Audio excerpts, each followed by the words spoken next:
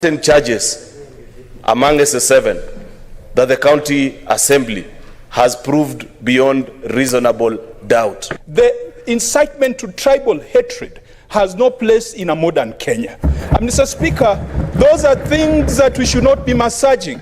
Those are criminal actions. Impeaching governors is not always the best solution. It is very clear that the governor abdicated. And in fact, on the record, the governor said she had delegated her role to County Secretary, Mr. Speaker. Mr. Speaker, what we have seen throughout these 2 days is hounding of a woman out of office through emotional abuse, through intimidation, through slander, Mr. Speaker. The Senate has voted on all the 7 charges consecutively. Amason Kingi is the Senate Speaker. Charge number 1, ayes 19, nays 28. The nays have it. Charge number 2, ayes 5, nays 42, abstain 0.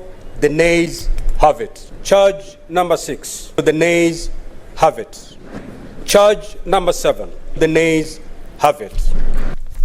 It should be noted that before Parliament voted, Mombasa presented a final argument where she asked the Parliament for forgiveness of the county and ward representatives while asking to be given another chance. And I want to say it in Kiswahili. Mateso ni mengi, lakini Mungu tusaidie. If I have wronged any person in this house, in Meru, in Kenya, I pray for forgiveness.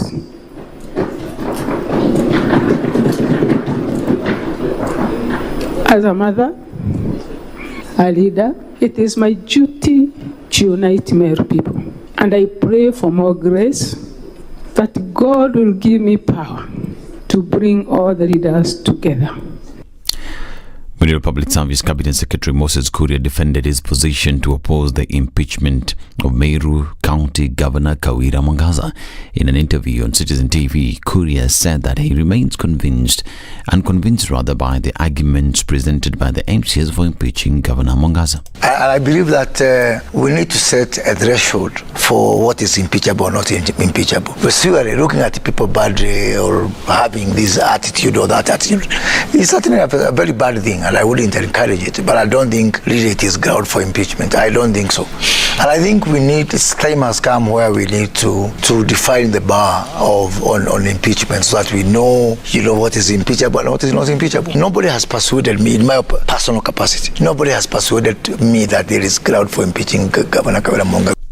And President William Ruto is expected to address the nation today for the very first time since he assumed leadership. Ruto will deliver his speech today during the joint sitting of the National Assembly and the Senate, which is scheduled to start at around 2:30 in the afternoon. Speaker of the National Assembly, Moses Wetangula, and his Senate colleague Amason Kingi informed the MPs about the session. It should be noted that President Ruto will address the nation on 457th day since he was elected and 422 days since he was sworn in, as well as 378 days since the swearing in of his cabinet. And the government, through the State Department of Immigration and Citizen Services, has revised the charges of some of its services, including passport, ID, work permit, birth and death certificate applications. In a special Gazette notice dated November 7th, Interior Cabinet Secretary Professor Kithure Kindiki announced that the fees for standard 34-page passport applications has surged to 7,500, up from the current 4,500 shillings. And if you are a first-time applicant for ID, you have to pay 1,000 shillings, and to replace a lost ID, you will have to pay 2,000 shillings. This is Newswire. I'm Dennis Aseto. Good morning.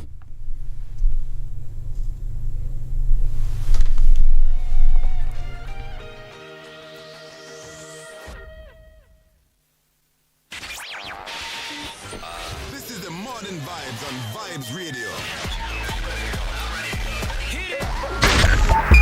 102.5 Spice FM, Kisumu. The following takes place from 6 a.m. to 10 a.m. every weekday on Spice FM. It's critical that people pay taxes. But then taxation has to have a limit. When you start overtaxing people beyond certain limit, then this is now we call robbery with violence. We are all struggling, but we don't show. If you're not doing well, shame on you. But you have to say, I'm broke and I'm struggling. We are not okay until everybody is okay. We are pretending to have political parties. Why don't we just be honest? And we say, these are the Luyas, these are the Kambas, these are the Kikuyus, and we find ourselves in Kenya. You know, with politics and leadership, no matter what you do, there will always be a complaint. There will always be the assumption that you're either stealing or you're not doing things right. As a leader, don't fear. If you know you're doing the right thing, you've thought about it, you've got an expert advice, do it, then understand later. This country, we don't need prayers. Prayers is between you and God. Good governance and thinkers who care about the country and not their stomach. That's what we need. The Situation Room, Kenya's biggest conversation. Revenge is for children. It's for kids. When you grow up, you realize the best revenge you can take on somebody is to ignore them. I'm just new in politics. It is not everybody's cup of tea. That's why some people come in one term and that's it for them. Political parties in this country do not have ideologies, whether luring or otherwise. And that is the effect of corruption. Any time an offense occurs anywhere in the country, it is the job of the Inspector General to look into it. Whether it's corruption, whether it's murder, whether it's betting, that is his job. If we have chosen to be a corrupt nation, then we produce corrupt leaders. Everything then becomes chaotic that you cannot be able to change a nation. The Situation. 3, 2. Everybody, welcome to Kenya's biggest conversation. Heri Latifa, Muga, Madam Du, nimesalamia wote sana. Tumepokea salamu, asante sana. Hapa Garissa today the weather is very good, only that baridi inatupeleka mbio sana. Baridi ni degree ngapi hapo? Hata sijui lakini madam tunakauka sana. If you want to follow the money trail, you've got to think like a thief to be able to catch that thief. A slap from a friend is better than a kiss from an enemy. You remember the kiss of Judas Iscariot? Iscariot. Yes. He's the one that imetuweka kwa hii mashida yote na mataabu kwa sababu of that kiss. Yet the slap of Jesus Christ when he slapped those guys wenye walikuwa wanauza mboga ndani ya kanisa took them to heaven. The Situation Room, Kenya's biggest conversation.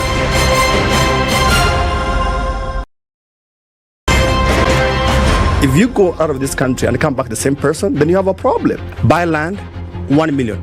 Put it there for 5 years. What's the purpose? It'll have increased in value. No, that's the thing. That's darkness. You know, that's an eclipse. You don't do that. I hope you don't believe that a hustler is a poor person or that all hustlers are poor. I've seen that conversation. Tell us, who is a hustler? Who's a hustler? Hustler is a person who is making a living through hard work. Corruption in Kenya is a political accusation. The people who are actually corrupt are not pointed fingers at. Kenya is not free. Kenya imeshikwa na mateka. It's under siege. Have you seen that lodge on Nyeri Road? Very high fence. You can't even Windows sleep inside. Up near the ceiling. Yes. And if you walk that midnight, you see bats the size of cows.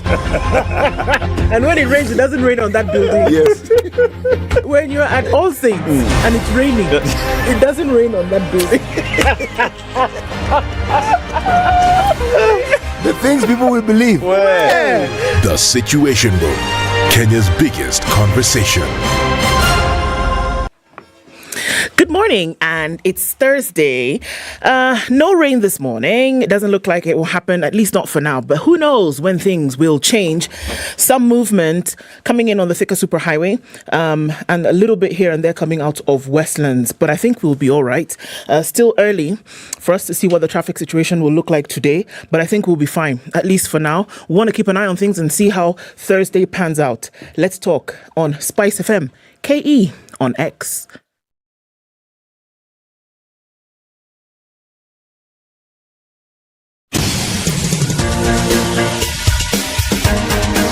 This is The Situation Room, the home of hard-hitting political commentary and penetrating insights about the state of the nation. This is a talk radio experience like no other. The Situation Room, a place for hard truths, debates, and elevated conversations. The Situation Room, witty, political, engaging, deep, controversial. In the room, we have C.T. Muga, researcher, academic, seasoned political observer, a fountain of wisdom in these politically uncertain times. Ndu Okoh, Nigerian by birth, Kenyan by choice, communications expert, Pan-Africanist, a truth seeker and believer in people power, and Eric Latiff, agent provocateur, the man in the chair, seasoned journalist, news hound, a man who believes in punching up, not down. This is the Situation Room, the only way to start your day. Of November 2023, fuel is still 200 and what? 17. Bas. It's still 217. Baro Japanda. Yeah. Good morning, and how are you doing? Welcome to Thursday. Kenya's biggest conversation is on the air. Bwana Muga. Yes, please. Otherwise, niko mzima kabisa. Yes. Hii weather mnapelekana poa? Mazei weather iko sawa. Yeah. Iko sawa. You're good. Wewe na weather mumeambiana? Well done. Welcome. Very good. Very good.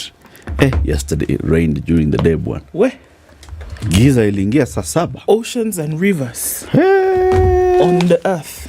Did the business. Na bado. Yeah? United Nations. Sasa sijui kama are there levels of Met? United Nations yani Met yao. According to them El Nino iko hapa. Yeah. And it's going to be here till April. Yeah, United Nations. United Nations ile ya the world. World Meteorological Organization. Yeah.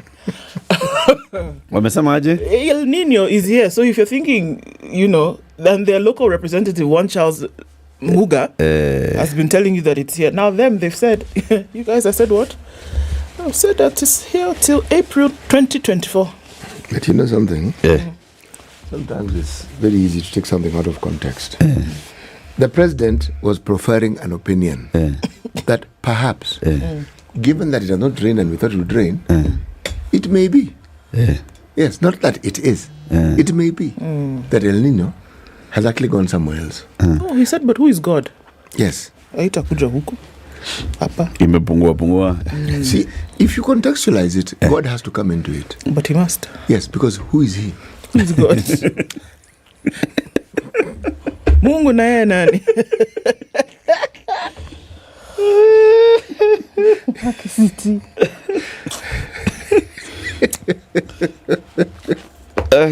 Right. Sawa tu? Okay, very good. Na wewe uko fine, thank you. Mimi niko poa. Yeah, very good. Na wewe du?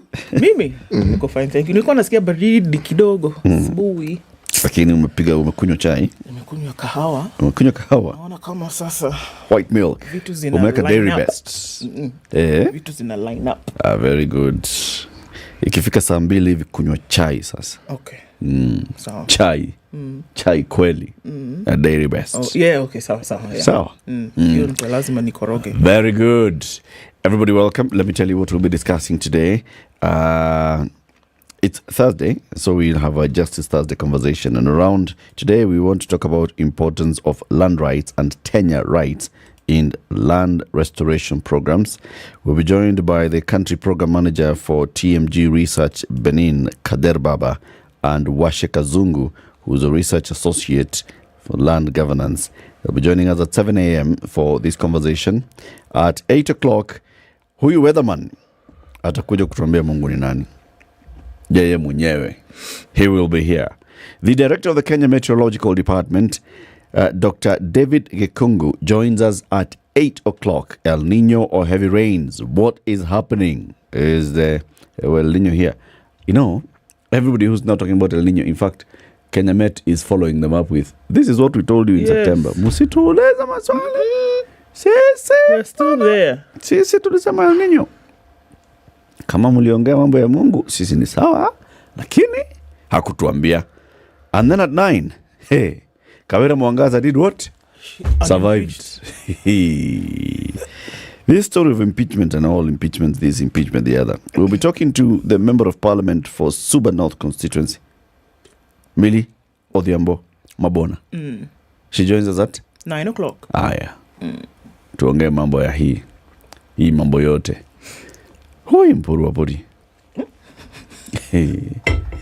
Say what? Mburu Apuri. What are those? He's a member of parliament. No, but say it slowly. Mburu Apuri. That's his name. I know, but he's saying it so quickly. I did not know who he was speaking of. Mpiru Apuri. Okay. Thank you. Is that better? This is what I understand. Mpiru Apuri. Yes. Okay. Mburu Apuri. Watu wa Meru watamwangalia wanasema wewe. You're leading us down the path more trodden. This is not rabbit hole. No, it is not. Why? Anyway, it's 16 minutes after 6. We are live streaming the show on the platforms, YouTube and Facebook. If you're online, you know what to do. Ndu? Yes. You know what to do. Yes, I do. This is the Situation Room, the only way to start your day. Partly cloudy conditions in Nairobi. A drizzle has started in some parts. 23 will be the high and lows of 15. We're also looking at cloudy conditions at 15 in Nakuru, highs of 23, and we'll see highs of 24. In a partly cloudy Nyeri, currently at 15. Eldoret at 15. Also heavy clouds with highs of 23 and lows of 14. We're looking into a cloudy Mombasa at 25 with highs of 30. And Malindi is mostly cloudy at 25, going to highs of 30 as well. Kisumu this morning is cloudy at 19 with highs of 29, and we'll see highs of 27 in a mostly cloudy Kakamega at 16. Looking into Kampala, it's cloudy at 18 with highs of 28, and out in Dar es Salaam, sun is already up at 24 with highs of 31. Mogadishu this morning is cloudy at 25, and Addis Ababa is partly cloudy at 10. Johannesburg, mostly clear conditions at 13 with highs of 26, and Lagos is cloudy at 26 with highs of 32. Kinshasa, clear for now at 22 with highs of 32. Temperatures dropping at 6 degrees in a sunny Beijing, highs of 8 and lows of -1, while Paris at 11 is cloudy. We'll see highs of 13 and lows of 7. While in London, it's 7 degrees and cloudy with highs of 11. New York, Wednesday night is mostly clear at 7. Coming into Thursday, we'll see highs of 11 and lows of 5. Mature, intelligent talk every morning. Spice up yourself.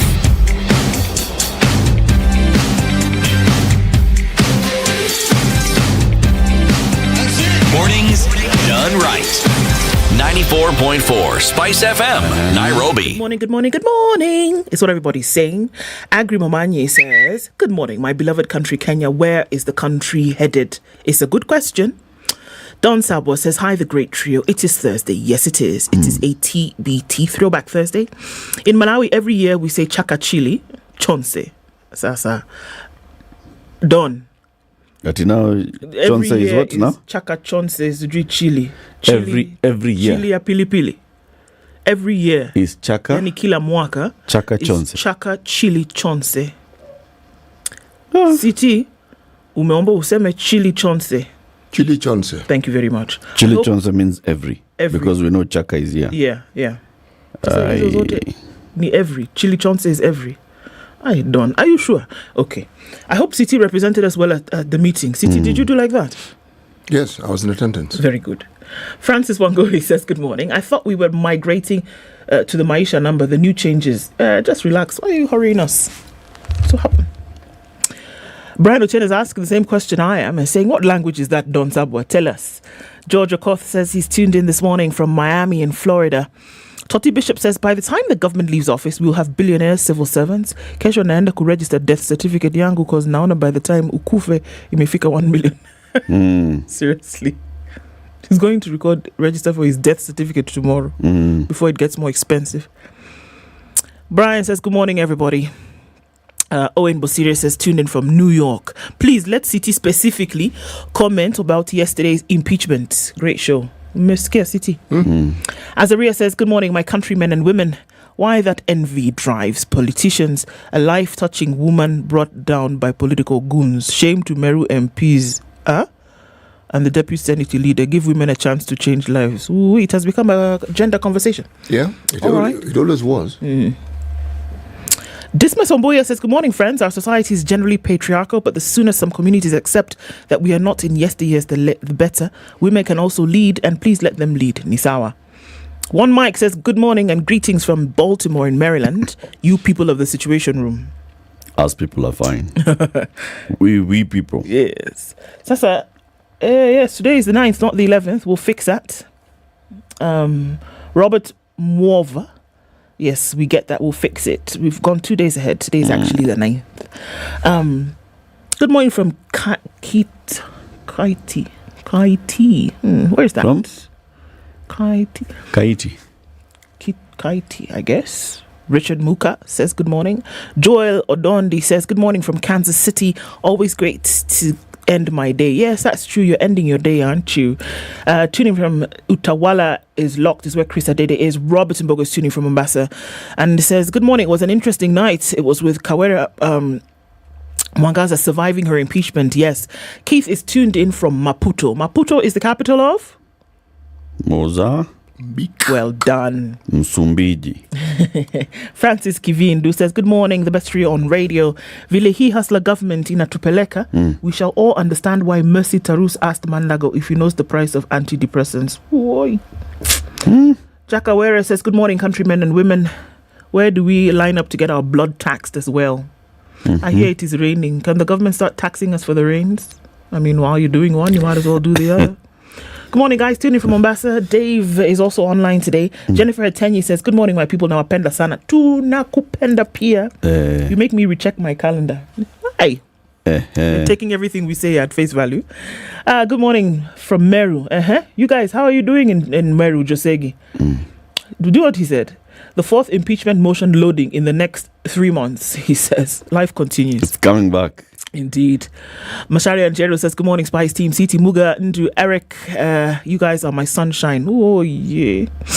And you make me happy when the skies are grey. Sunshine, my only sunshine. You make me happy when skies are grey. You'll never know just how much I love you. Oh, don't take my sunshine away. Hey. Isaac Babji is saying, good morning, CT, Eric, and Ndu. Quickly. Ndu, what do you call snail soup in Igbo? Okay, soup is ofe in Igbo. Snail is? It's difficult to say because we don't name our soups for the protein like you do here in Kenya. We name them for snail is a protein? Yeah. We name it for the... Goodness. This range of proteins, I know insects are protein. Ofe is soup. So like I can do... Nyamani protein. So flang termite nyama. Yes. So like you saw in Kenya, you have meat stew or fish stew, chicken stew. We name it for the ingredients. So you have ofe gusi, ofe nsala, ofe like that. We name it for the ingredient that makes the soup. What is the ingredient if not the meat? No, so that meat, because in our soup we put meat, we put fish, we put everything. So we name it for the ingredient. Egusi is the melon seed. It makes the soup. Ogbono is African mango. It makes the soup. Banga is the palm fruit. It makes the soup. You put all these other things inside. You get it? Yeah. And the one that you put the snail. You can put snail soup in Ogbono. You can put it in Banga. You can. So what do you call a snail? Hey God. Oh, you're trying to run away from just that one. No. It's difficult because there's no name. She's buying space. Yes. I'm trying to remember. Do not worry. We call it the animal that moves slowly. There's no word for it. It will come in the course of the hour. But if we ask Ednah to tell us what it means in Kisi, it's something. A snail. In fact, I'll ask Momsi just now to remind me what snail is in Delta Igbo. Okay, Wairimo says, good morning from the Bay Area. Ndu City, Eric, Ednah, your Monday show with Jimmy Wajigi garnered accolades in the international poli-sci spheres. Really? Okay. Shafki, we see you're awake. We don't know what you're doing, but, we're glad that you're here with us. Amos Nyaega says, good morning, tuned in from Kikuyu. Nice to hear you all. Love you all. We'll love you too, brother. Karibu sana. Yes, I know the story about passports has everybody's knickers in a twist and what is going to happen concerning that. It's good to see all of you here this morning. Thank you for joining us. We don't take it for granted. Karibuni sana. Kaiser Obed says, good morning. So, Kaiser, what do you call a snail in Kikisi? He'll tell us. What's it called in Kiswahili City? I used to know what it was called.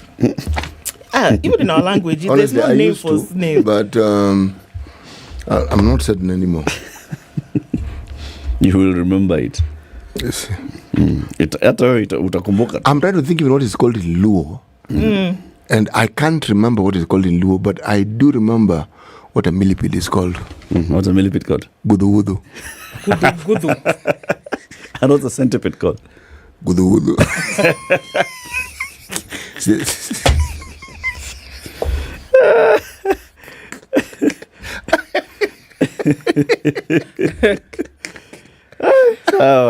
Rico Romino is snail in Kisi.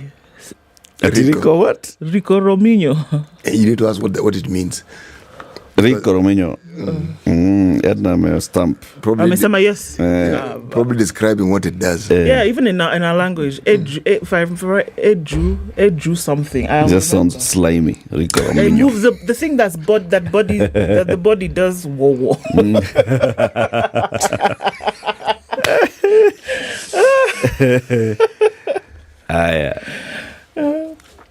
Snail in Luo is called Ogonglo. Yeah. She's right. It's called Ogonglo. It's Ogonglo. Yes, it is. Okay. City, let us go to Brazzaville. Yes, I didn't tell you who the president of Brazzaville, Congo, the Congo, the Republic of Congo is. Denis Sassou Nguesso. Yes. And he has a prime minister. Okay? Kindly observe the affectation of my pronunciations. Of course. Yeah. Anatole Collinet Makosso. That is the prime minister. Anatole. That sounds like a song. Collinet Makosso. I can just hear the beat. Tolika. You know, this vast, beautiful country has a population of only something similar to the population of Nairobi. Like 5 million. 5.7 million. Wow, sir. Yes. And yet, just across the border, in a place called DRC, whose capital is Kin. Come on, brother. Sasha. It's coming. It's actually Kinshasa. Well done. The population in Kinshasa around it's 17.5 million. In just the capital alone. Capital alone, buana. So the entire Congo Brazzaville is like capital city. Half, like not half. 3 times. 3 times. 3.5 times. I'm saying. Go on, please. I am saying that Congo Brazzaville is half the population of Kinshasa. Congo Brazzaville is a third. It's a third the population of Kinshasa. That's where I was going with this. Okay. I need to keep repeating this thing again. Sa. You know what? You want to think about the Russian name Sasha? Now invert. Don't. Okay, I'm complicating issues. Sorry. It is Shasa. Shasa. Yes. That's good enough. Okay. Don't Russian anything. Now that one is easy to remember.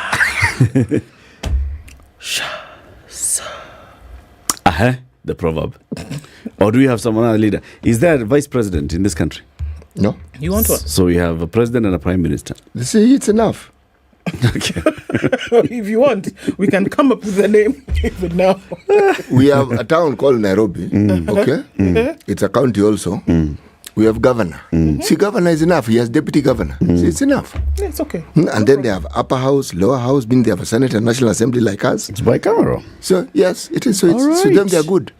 Yes. 2 people enough. Even here we have 2. Governor, deputy governor.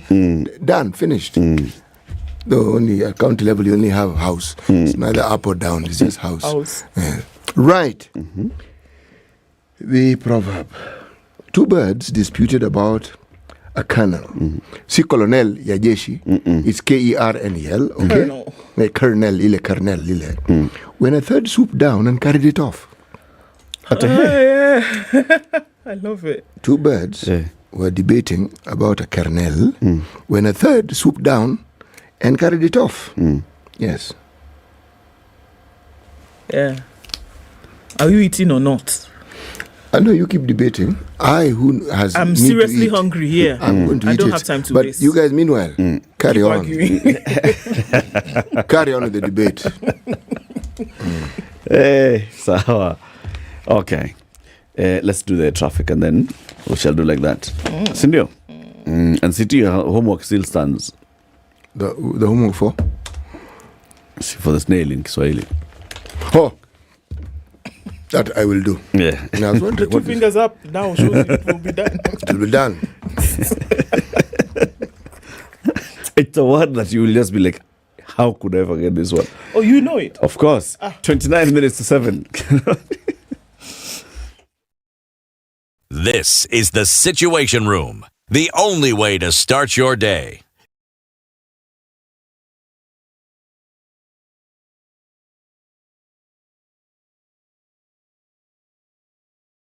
Some very nice, mature music. They really took me back to my days, and I can just feel young again and enjoy the vibes. Spice. Haile Selassie seems to be really busy this morning. Coming off of Thika Superhighway, we're not citing traffic, not in any crazy form just yet.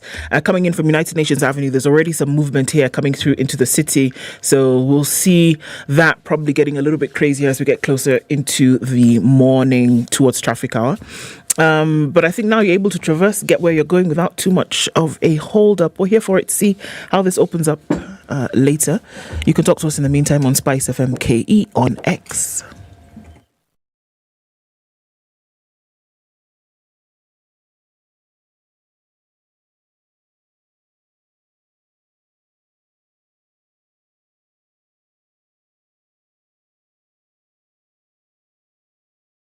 Mature, intelligent talk every morning.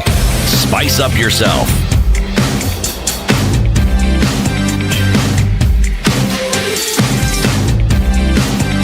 Mornings done right. 94.4 Spice FM, Nairobi. In the headlines this morning on the Standard. Okay. Exam.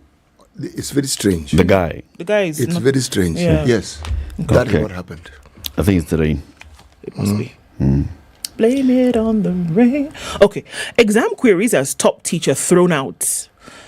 Questions emerge over the integrity of KCSE exams after authorities revealed that they are probing suspected irregularities in Nyeri and Migori counties as the country's best teacher was suspended as center manager.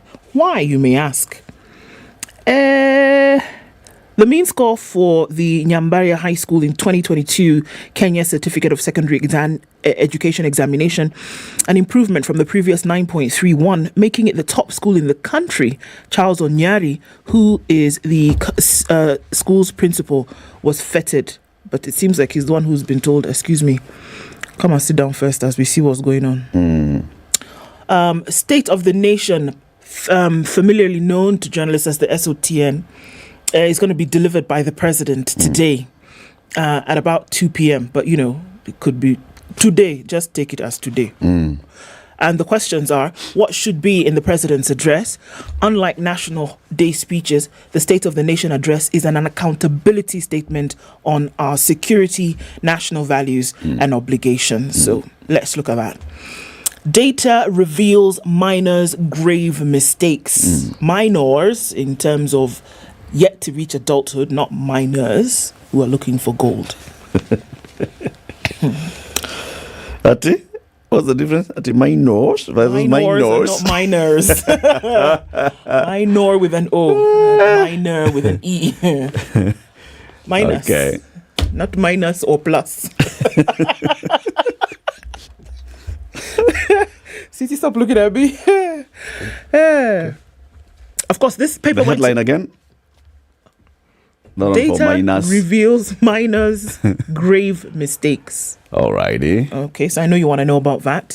So this paper obviously went to print before we saw the results of, trickling in of what happened with impeachment. But Kawera impeachment splits Ruto government. That's what we are told. Number 1, Meru leaders led by MCAs feel that Governor Kawira Mwangaza should be sent home by the Senate after overwhelmingly voting to impeach her. Number 2, another wing led by Public Service Cabinet Secretary Moses Kuria is backing Kawira, dragging Deputy President Rigathi Gachagua's name into the saga. We look at details of that as well. Compensation Solai Dam victims' owners strike a pay deal as the families of adult victims of the May 2018 dam incident will get 1.2 million shillings per individual and 800,000 shillings for each minor. In the deal hammered out between the owners and the Kenya Human Rights Commission representing the families. All right, that spans the front pages. More inside, of course. Okay. Do you have the star or the guy? No, the same. Guy was missing. Bueno. Okay. Where do you want to start? Mimi, let me tell you the story about education. Tell us that one. Okay. So we know that KCSE is going on, entering it to its second week on Monday. So just by the way, in case anybody's wondering, because will they? No, they will not. We're planting trees, but KCSE will continue on Monday. Okay. Okay?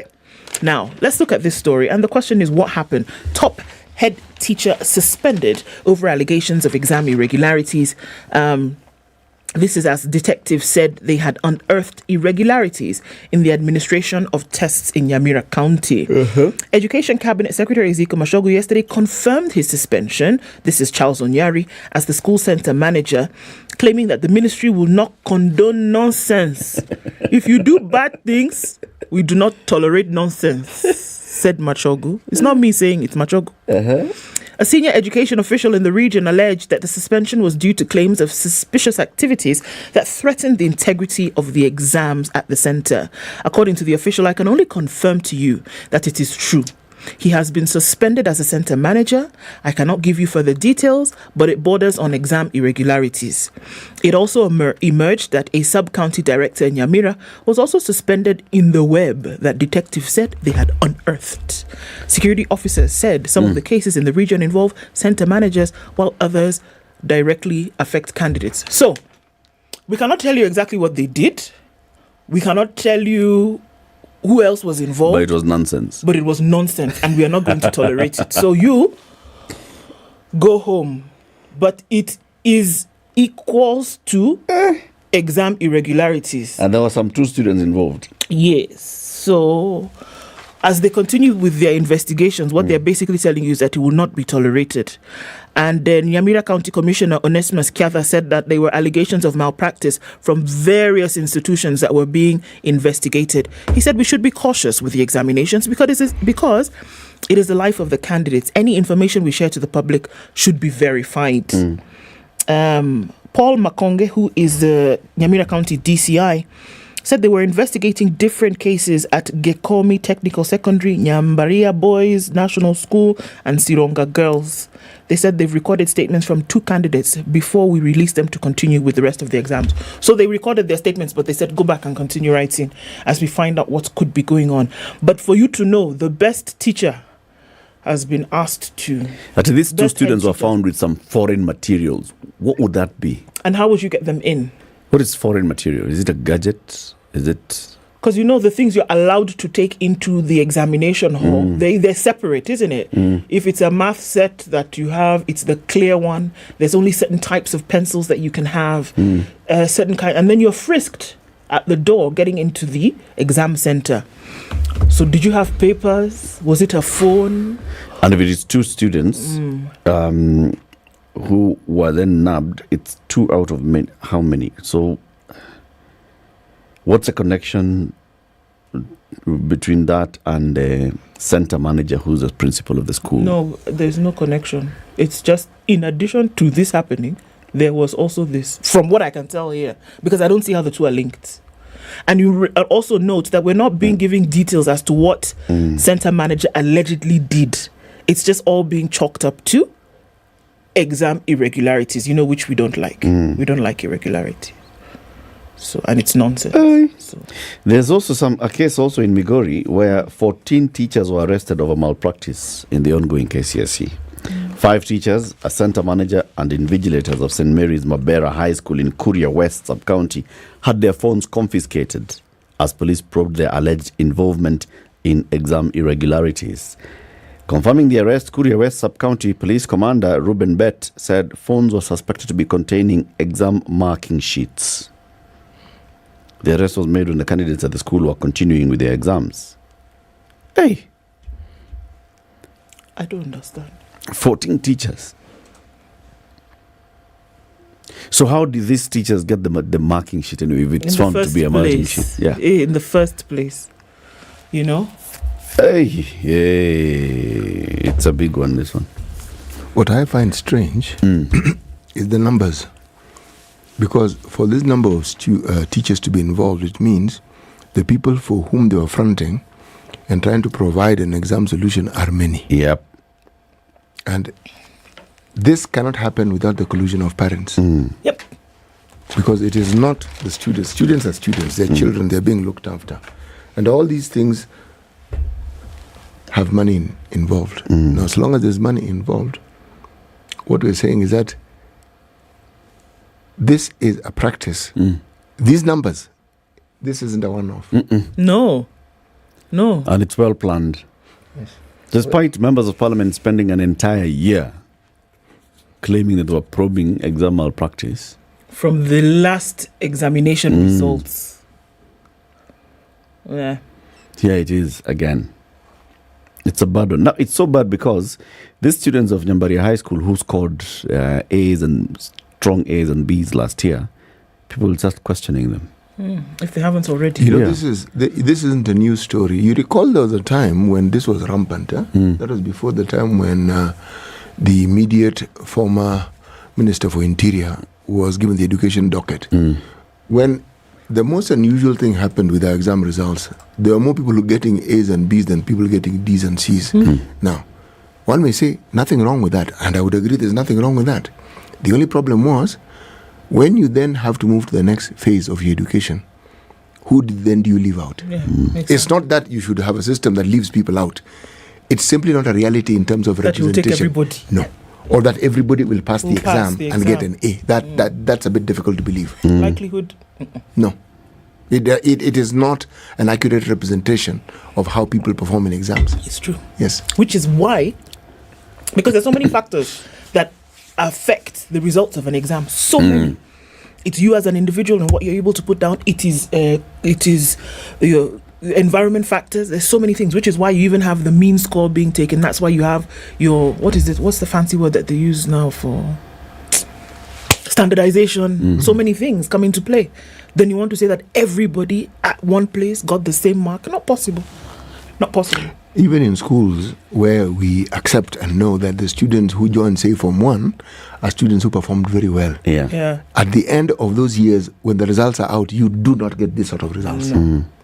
It's always staggered. There are a good number who will really be at the top, in the middle. It's always staggered. That's the way it is. But when you have a situation where the very top, you have an inverted pyramid in terms of the results. You have to question. No, you really, honestly have to question. But it looks like those days are back with us, huh? Yeah, I mean, from what we're seeing. It's bad. Let me tell you a story about minors. Not minors. And not minus. Not minus. Sour. So, children's major offense is stealing, according to a report released by the National Council on Administration of Justice.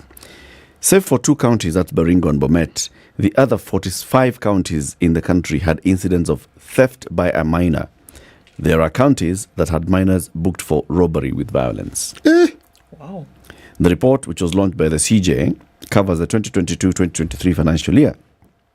Another prevalent offense among children across all the 47 counties is loitering. Loitering is that archaic offense borrowed from the colonial master Britain, contained in Section 182 of the Penal Code, criminalizing idle and disorderly persons. This one, of course, is among those that is seeking to be scrapped in the bill before Parliament. It's among offences that allow police to arrest anyone that they think is idle or simply moving around without intent. What does that mean? Kurandaranda, kuzurura-zurura. Kumanga-manga. Hivyo tu. You're encroaching on my freedom. Unakaa tu fwa. The number of reported offences committed by children in the last year was 1,990. Among counties with the highest number of offenders was Murang'a, Nakuru, Nyamira, Kericho, and Mombasa. In Muranga, 276 children offenders, theft being the highest recorded crime involving minors with 78 cases. 40 children were booked for possession of narcotics. 34 were in conflict with the law for housebreaking. The number in Muranga paints a grave situation with high numbers of minors engaging in capital offences. From the report, 28 children in Muranga were recorded to have defiled others, while 8 attempted sodomy or rape and 1 committed sodomy. These are court documents. At the same time, another minor was nabbed for prostitution. Right? Now, this one of Manga and loitering brings me to this new story. New applicants for IDs will now pay 1,000 shillings as the government raids the pockets of Kenyans with sharp increases in the prices of registration of persons. The crucial document has been given free of charge, but now police are saying it's going to cost you 1,000 bob to get a new ID. Yeah. The new charges announced by Interior CS Kithure Kindiki replacing an ID will cost 2,000, up from 100 bob. Immigration and Citizen Services Department recently announced that new applicants of IDs and those seeking to have their IDs replaced will get the digital ID. So the cost of acquiring the ID the first time is now from 0 to 1,000. I don't think it should. The cost of replacing an ID is from 100 to 2,000. 2,000. Now, you've seen what has happened on social media with very many young people who have now taken this and they've gone onto social media and they're like, we cannot do this. Because what it means for many of these young people, just like I was saying that story of loitering, this is where many people are arrested. Kijana kuja hapa, wapi kitambulisho? That's it. Kijana kuja hapa, wapi kitambulisho? Wana twende ndani. Now you don't have a kitambulisho ndani. You unapigwa ngeta, kitambulisho is among the things that go. It's taken. So many people are always and constantly trying to replace an ID. You replace an ID, 2K. Now, 2K. I don't think that the document that identifies you as a citizen of your country should be charged. At all, right? At all. I don't think so. I can even be as radical as saying even a passport that enables you to travel still as a citizen of your country to other places in the world, it should not be charged. It is not, you're not begging for it. You are a citizen of that country by birth, by whatever. But if we're just going to look at naturally, you're a citizen of that country. Why should an individual be charged to identify with the country where you're from? Why? So are you saying that even birth certificates should be free? Because that's the basic one. That's the first one that identifies you as a citizen of this country. Yes, because all I'm doing, because all we're doing essentially is giving this documentation to show that you were born here of such and such parents and that you are a son of the soil. That is it. Why should you be charged? I don't think it should be charged at all. I can understand maybe in the event of loss or damage, then we can say, okay, because there will be some cost taken on by the state and we need to replace this document, okay, then give us some money so we can give it back to you. The thing which we lose to identify you. To replace it, okay. To replace it, fine. Because we will go into some cost. But to then say, identify yourself as one of us, I charge you for it. The first thing that the state should do is give you your identity. Can you imagine charging you? That's the first thing that you should do. Who are you? I am this and I am Kenyan. Okay, pay for it. But for your information, that was always the case. What? Identity cards are not paid for. Yeah. No, IDs were free until yesterday. Yes. So where is this coming from? It was free. It should be free. Why should you charge? But it follows a pattern that we've seen. It's like anything that can be taxed and anything that can raise money will raise money. Somebody's about to come and ask you, CT, how many puffs of air have you taken in today?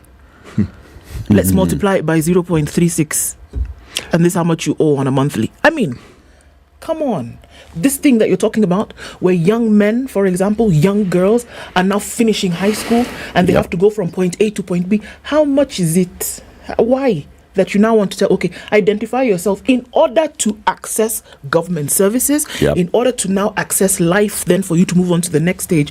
Where are they getting 1,000 shillings from? We can look at it and think it's just 1,000 bob. It isn't. It is not. And then in the same breath, you will tell these people to come and enter Black Maria because they were mangaing, as you say, because they don't have the ID. What are we doing? It's crazy. Yeah. People have gone onto social media now with creating memes, saying now, the thing, among the places that they use IDs, the young people going clubbing. And you meet the bouncer there, and the bouncer tells you, kitambulisho is what I know that you're above age. Above 18. Now they'll be leaving the ID with the parents. ID achia mzazi ya kuweke. Ukienda kwa club, open your mouth. Mbea bouncer hesabu meno. That's how you know. Hesabu meno. I'm an adult. And my hand can go over my head and I can touch my ear. I can touch my other ear. No. It's crazy. And now many of them, here's the other thing, another meme that was quite interesting. They said, I saw one saying, when you realize that the phone that's just been stolen also had ID at the back, right? Why would somebody have the ID at the back of the phone or the cover? It's because it's the one thing that you'll always keep asking. Someone will ask where kitambulisho here. Immediately you raise it. Yeah. That's telling you the pain that people have to go through. You're walking with your phone, your ID is the other thing that you must have on you. Now, when that one is stolen, you umepoteza simu, umepoteza ID. No, man. No. This is a big one. There are many other new charges that they've introduced and others where they've raised, and then they came back later in the evening at night to clarify on some things. So, for example, in the Gazette notice, they're saying that if a child is born outside Kenya, and born of Kenyan parents, a child born of Kenyan parents is a Kenyan citizen automatically, whether you're born in Kenya or elsewhere. Now, very many children who are born outside Kenya, when you want to register now for their naturalization, you just send your documents and you get their birth certificate. Yes. However, the new thing was saying that you're now going to start paying some amount. And the principal secretary for immigration, Rosalind Jogo, had to come out and say, no. Actually, what the law says is you are already a Kenyan. Yes, a Kenyan. And you don't need to pay. And then she came later and said, I've actually spoken to the principal secretary for immigration and we've confirmed that this was an error. And we are going to amend that Gazette notice to remove the error. Really? Yeah. I saw that, but I'm still asking, really, was it an error? Had there been no public outcry, would it have been deemed an error? It basically just indicates that there was not much thinking that had gone into it in terms of, so what does the law say, who qualifies it? For many of these guys at immigration were like, tuko na target, tunatoanga nini hapa, birth certificate, ID, passport, next, ongeza. Weka. Inakaa imekuja ngapi hapo hivyo? Hapana, ongeza ingine. They were basically looking at the bottom line. How much are we required to raise as a department? Makes a lot of where sense. Can we get it from? Makes a lot of sense. Except this, it then leads one to think that there are people whose job is to go in every ministry that we have in this country, in every department, in every parastatal. You are looking at places where the Mwananchi got a free pass. Yeah. And you're figuring out how not should we charge? That one you have to charge. How much? How much do we charge? Okay? And it looks like what you're saying may appear far-fetched, but it's symptomatic of what it looks. I mean, the direction we seem to be heading. That we are going to be paying for everything. It doesn't matter what it is that you do, you will be paying. Right. I have to ask the question. Those in positions of authority and power, do they understand what they are setting in motion? Do they understand what the consequences of these things? Because this is a pressure cooker that doesn't have a safety valve. The safety valve is off already. Yeah, you are the space where it's supposed to breathe from is actually being stifled. Do you know what it is that you are actually doing? As in the little that Kenyans had Because that's it, isn't it? Yes. The little that Kenyans had and I could actually depend on and say, okay, at least, well, here, we don't really have to struggle too much to do, which is all right. But even that now, the food that they were chewing, it was en route to swallowing. Now you've gone into the mouth and you have removed it. That's what you've done with Yes. this. Yeah. Yes. You see, it's like everywhere you turn, literally everywhere you turn, you have no breathing space. Everywhere you turn. And then the only saving grace right now is that schools are in recess right now. And even that is not breathing space because parents tend to breathe a lot more when children are actually in school. Yeah. Yes. Because the cost, and it's 2 months, the cost of children being at home is something It's something. It's quite stupendous, if I may use the word. So now, January is just around the corner. When January comes, what will we be saying? What will we be doing? And then the rains are here with us, and lots of it too. You know, CT, we talk about these things and we seem to be speaking of them in passing. But the truth of the matter is that for many, many, many people, and it really does, it cuts across social divide, is that the weight is a little bit too much to bear.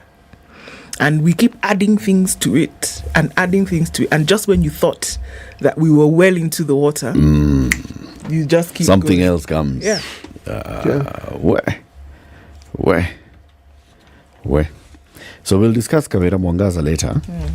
I tell you, this one is an interesting one. Please do. There's a kid who's lost 59 million shillings. A kid? A 22-year-old young university student with an ID because he had opened a bank account. Yeah, so he must have had one. A 23-year-old university student who thought that he had hit it big with a 59 million shilling jackpot as a gift from a Belgian businessman has lost it all after the High Court declared it proceeds of crime.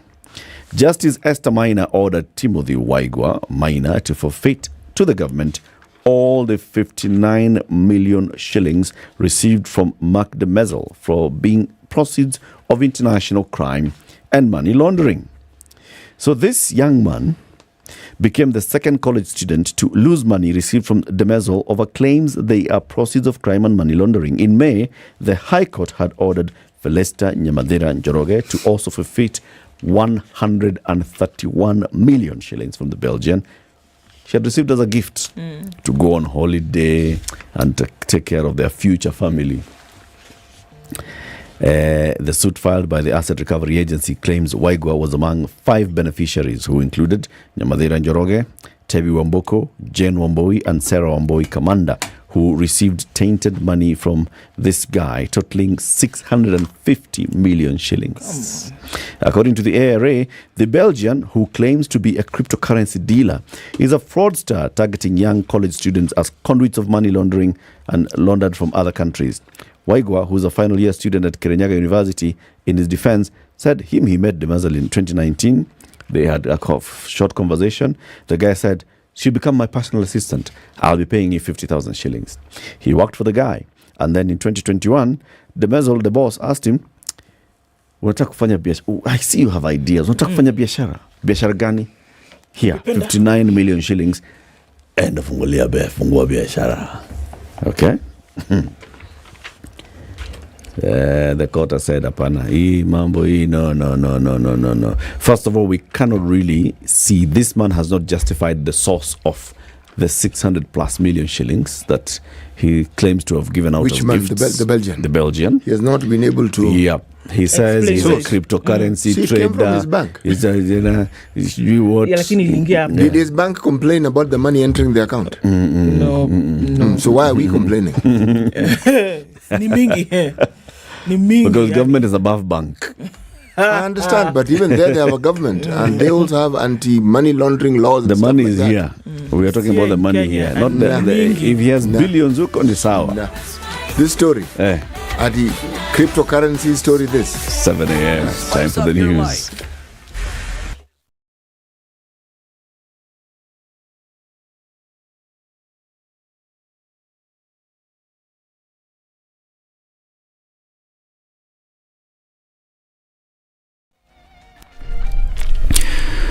morning. This is Newswire. I'm Dennis Aseto. Meru Governor Kawira Mwangaza has for the second time survived a bid to remove her from office by impeachment. This is after a majority of the 47 senators failed to uphold any of the 7 charges cited against her by the County Assembly of Meru that voted unanimously to eject her from office. Governor Mwangaza was accused of misappropriating county resources, nepotism and unethical practices, bullying and vilifying other leaders, usurping her statutory powers, contempt of court, illegally naming a public road after her husband, and contempt of the Meru County Assembly. Before voting, a fierce debate arose in the Senate. When the motion against Mwangaza was debated, the senators voted on all the 7 charges consecutively. Mason Kingi is the Senate Speaker. Charge number 1, ayes 19, nays 28. The nays have it. Charge number 2, ayes 5, nays 42, abstain 0. The nays have it. Charge number 6, the nays have it. Charge number 7, the nays have it. Following the vote, Mwangaza will now retain her seat as the governor. The result of the division indicate that the Senate has not upheld any of the impeachment charges. Pursuant to Article 181 of the Constitution, Section 33(8) of the County Governments Act, and Standing Order 87 of the Senate Standing Orders, the Senate has failed to remove from office by impeachment Honorable Kawira Mwangaza, the Governor of Meru County. And the Governor accordingly continues to hold office. It will be remembered that before Parliament voted, Mwangaza presented her final arguments, where she asked Parliament for forgiveness at the county and ward representatives while asking to be given another chance. And I want to say it in Kiswahili. Mateso ni mengi, lakini Mungu tusaidia. If I have wronged any person in this house, in Meru, in Kenya, I pray for forgiveness.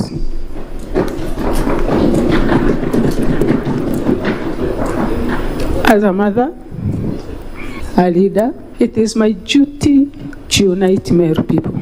And I pray for more grace, that God will give me power to bring all the leaders together. President William Ruto is expected to address the nation for the first time since he assumed office. Ruto will deliver his speech today during the joint sitting of the National Assembly and the Senate, which is scheduled to start at 2:30 p.m. Speaker of the National Assembly Moses Wetangula and the Senate colleague Mason Kingi informed the MPs about the session. President Ruto will use the session to explain to Kenyans the things that his government has successfully implemented: affordable housing, agriculture sector, especially the supply of fertilizer, reforms in the health sector and the education sector are just some of the things that President Ruto is expected to use the opportunity to tell Kenyans that his government has been working. However, Ruto is expected to address the high cost of living, especially the ever skyrocketing fuel prices that he promised Kenyans to handle once he got to power. While serving as deputy president in Kenyatta's government, he criticized the then government of making lives of Kenyans difficult through the taxes in the petroleum sector. However, in his first budget, he increased VAT on fuel products 100% from 8% to 16%. Now, the government has increased the cost of acquiring all categories of passports in the country. This means that Kenyans seeking the vital document will have to dig deeper into their pockets to acquire the documents. The announcement was made by Interior Cabinet Secretary Kithure Kindiki in a Gazette notice dated November 7th. In the revised charges, the 34-page ordinary passport, which used to cost 4,500, will now cost 7,500, while the 50-page ordinary passport will now cost 9,500 shillings, up from 6,000. The cost of acquiring a 66-page ordinary passport has been revised from 7,500 shillings to 12,000 shillings. New applicants of identity cards will have to part with 1,000 shillings, and to replace the same will cost you 2,000 shillings. For a lost passport, Kenyans will be required to part with 20,000 shillings, up from the previous 12,000 shillings. The cost of replacing a valid mutilated passport has also been doubled from 10,000 shillings to 20,000 shillings. This is Newswire. I'm Dennis Aseto. Good morning.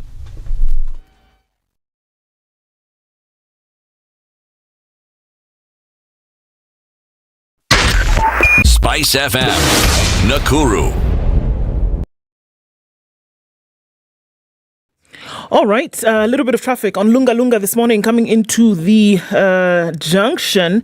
That's also coming up from the Likoni interchange. So that's what looks busy right about now. All right, what else? Thika Superhighway is now starting to pile up as you're coming in through Survey.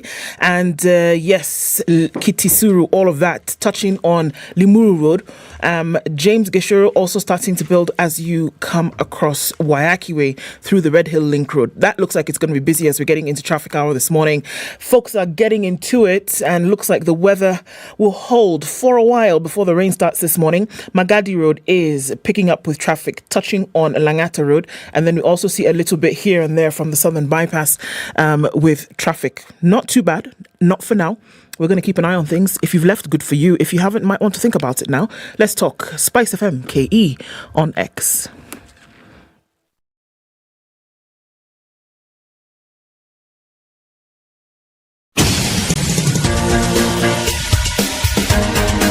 This is the Situation Room, the home of hard-hitting political commentary and penetrating insights about the state of the nation. This is a talk radio experience like no other. The Situation Room, a place for hard truths, debates, and elevated conversations. The Situation Room, witty, political, engaging, deep, controversial. In the room, we have C.T. Muga, researcher, academic, seasoned political observer, a fountain of wisdom in these politically uncertain times. Ndu Okoh, Nigerian by birth, Kenyan by choice, communications expert, Pan-Africanist, a truth seeker and believer in people power, and Eric Latiff, agent provocateur, the man in the chair, seasoned journalist, news hound, a man who believes in punching up, not down. This is the Situation Good morning and welcome the only to way to start your day. Welcome to Kenya's biggest conversation, the Situation Room on Spice FM, KTN Home, on YouTube and Facebook. We're here every weekday morning, Monday to Friday, 6 a.m. to 10 a.m. And we're here to also talk about very many other things, including the best milk in the market. It's a Brookside Dairy Best. And City has been showing us how to make the best chai. Actually, what we call chai kweli, actually, right? Yes, Kenyan tea. Kenyan tea. There's tea. I mean, there are all sorts of teas: green, blue, purple, red, black. There's blue tea? Well, if there's purple, why should you not have blue tea? Why not? Why exclude blue? Sure. You know. Surely. Okay. Should we go to red? No. And if this black one we take is actually green tea. Yes. Then I mean, surely. But the distinctive tea that we in Kenya drink, we actually call it Kenyan tea. And why it's Kenyan tea is because the leaves that we then boil to the point where it bubbles. When we mix it with milk, again, boiling it until it bubbles, then you sieve it. That tea is what we call Kenyan tea. But it really gets to be delightful when that particular tea has not just milk in it, but dairy best milk. It's rich, it's creamy, and then it's something else. It's true Kenyan tea, and what we call chai kweli. Bas, this is it. When we say it's rich and creamy, then there's something we're talking about, right? It's a quality of being rich and creamy. Why is it important that milk is rich and creamy? What's rich and creamy? Why is it important? Because, it's got a lot in terms of minerals, vitamins. It's rich and all of that. It tastes good, but it's also really good for you too. What is cream? It's a very top, isn't it? Top layer, as it would be. So it's good for you. It has all the nutrients that you need, and it's all in your cup. It's available across the country. Any supermarket or any shop you go to, you can get to buy Brookside Dairy Best. Whenever you're going to visit somebody, carry with you some Brookside Dairy Best. You can carry actually in a 6-pack. It's available in a 6-pack. Pelekea yeye maziwa sita. That is a proper visitor. Kunywa chai unakunywa chai na maziwa ile umelete. Something called long life about it. Yes. So it's not going to expire on you the following morning. Something you can keep and keep and keep. I mean, you have to use it at some point, but it stays long. Yes. Okay. So we want to give some award today to two of our listeners, and we want you to go to our social media handles. You can go to YouTube, post a comment there, or Facebook, or Twitter, and you can tag us at SpiceFMKE. And what we are asking today is, tell us, why is Brookside Dairy Best considered the best by you? Why do you consider Brookside Dairy Best the best in the market, the leader in the market?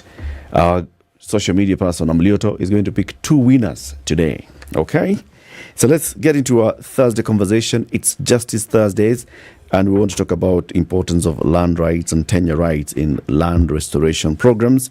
We are joined by two people in the studio. Kader Baba is a country program manager, TMG Research Benin, and you call it Bena? Bena. Okay. Washa Kazungu is research associate, land governance. Good morning. Good morning. Welcome to Kenya's biggest conversation. Welcome to the Situation Room. That's the hot seat of the Situation Room. Kader, how does it feel? Warm? Warm, but nice. Very good. To welcome you to this conversation, CT has the day's proverb. This week's proverbs are from Congo, the Republic of Congo. Just where you could have said Congo Brazzaville. Congo Brazzaville. The Congo. A truly interesting country. Most people do not know that actually the country, upon independence, had a leftist leaning, what in those days were referred to as communist. But then what is strange about it is that if you look at a time in the history of that country when it actually began to change, was when the leadership was clearly leftist leaning. That's when school enrollment increased. Healthcare facilities and everything healthcare improved. Road networks improved. There was a lot that happened during that period. And if I'm to count rightly, the current president we have is probably the fifth president this country has had. They've had coups and counter coups. They've had bloodless coups. They've had elections. Let's say they've had a lot.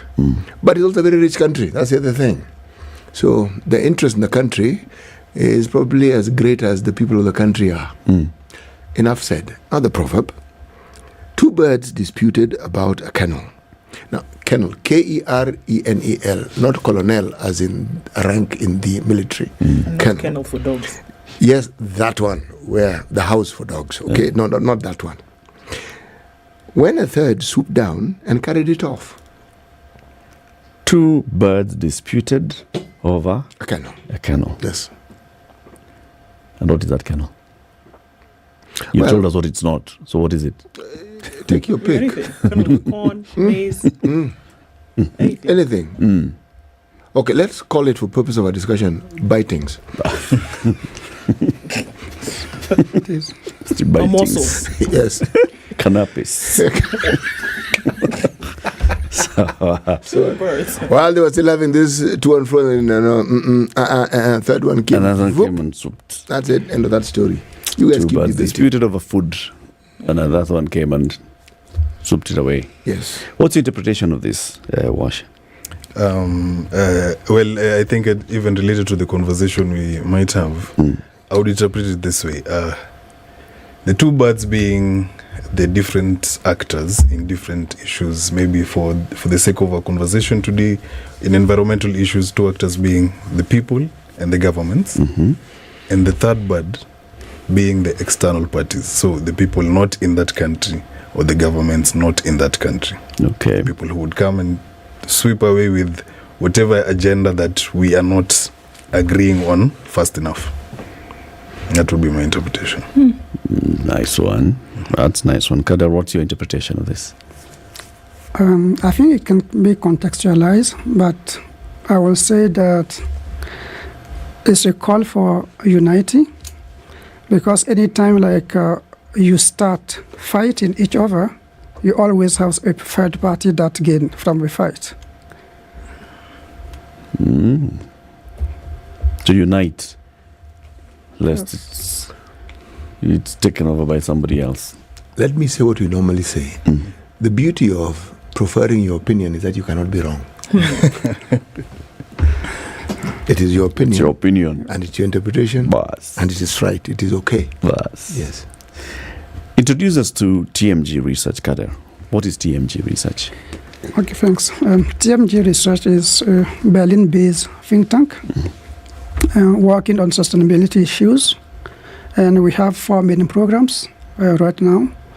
Land governance, urban food futures, food system transformations, and nature-based solutions.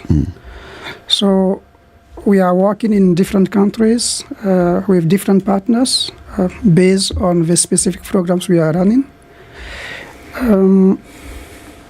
The research we are leading is not like a purely scientific research, but we call it basically like a transdisciplinary research because we are co-construction with our partners and grassroots organizations.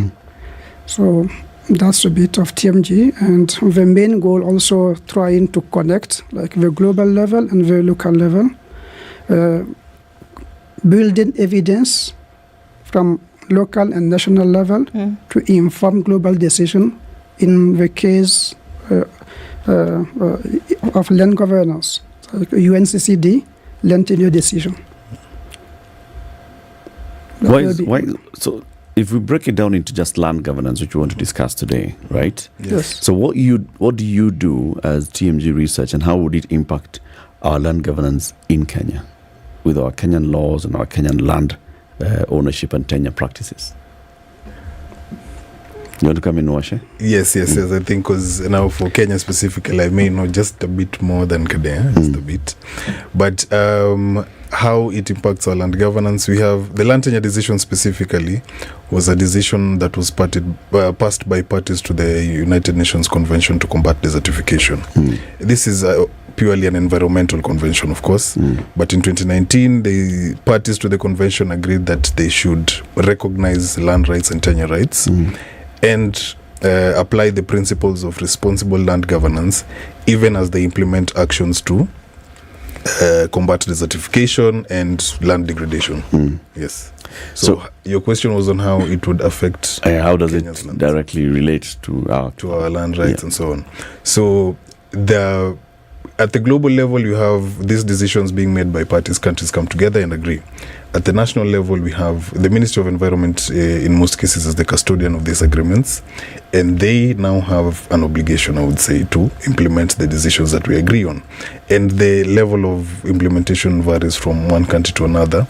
But this decision was saying that even as we implement our environmental action, we need to consider how it affects the communities who need to access these lands for their food security and for their livelihood. I think that's a better way to explain it.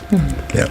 How do we see this played out then? Because oftentimes you find that the decisions that are made, crafted on a global scale, and then sometimes we see the ratification of the same by, states. Yeah.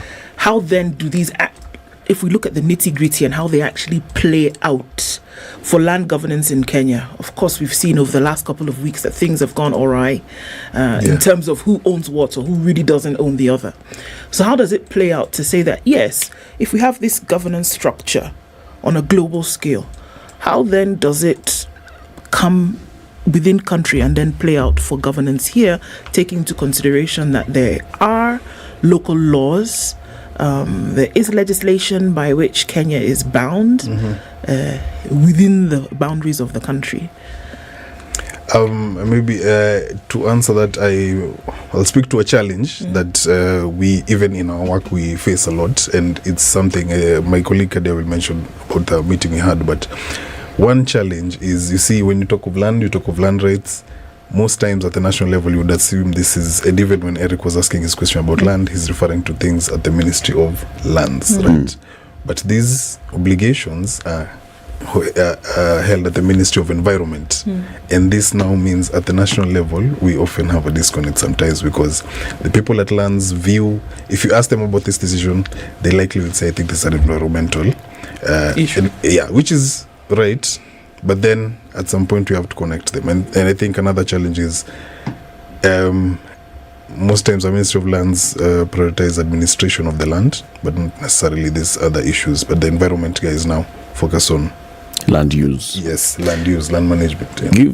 Give an example of one of these obligations, or some of these obligations. Obligations that touch on the UNCCD agreements, but then now impact how we are using land in the country. So for each country has what they call a land degradation neutrality target setting program. And in these programs, they have set out their commitments to combat desertification, to achieve land degradation neutrality, right? In Kenya's... I think let's begin with that. What is land degradation neutrality? Degradation. Okay, so land degradation is, of course, land losing the quality or its productivity and so on. Land degradation neutrality would be a situation where we are halting degradation, we are reducing it, we are reversing, which means we are recovering degraded lands, right? Does that cover land yes, degradation? I think, land degradation neutrality is like a state whereby, for example, you try to compensate all the degradation happening through specific action. So basically, there's three. I will say avoiding. That is the first thing. And second, that will be restoring, right? And the third one is reduce. No. First, avoid, reduce, and restore. Yeah. So these are like the hierarchy. But when you talk about a state, then you also mean behind some processes, because you will not avoid, you will not reduce, restore if they are not processes.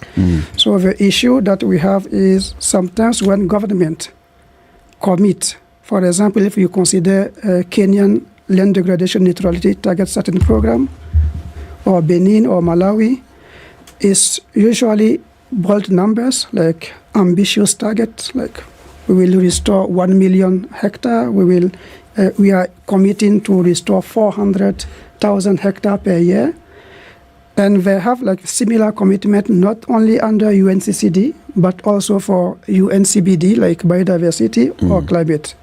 But they are all reliant on land, and the same land where communities are already complaining of shrinking space. So you have like framework.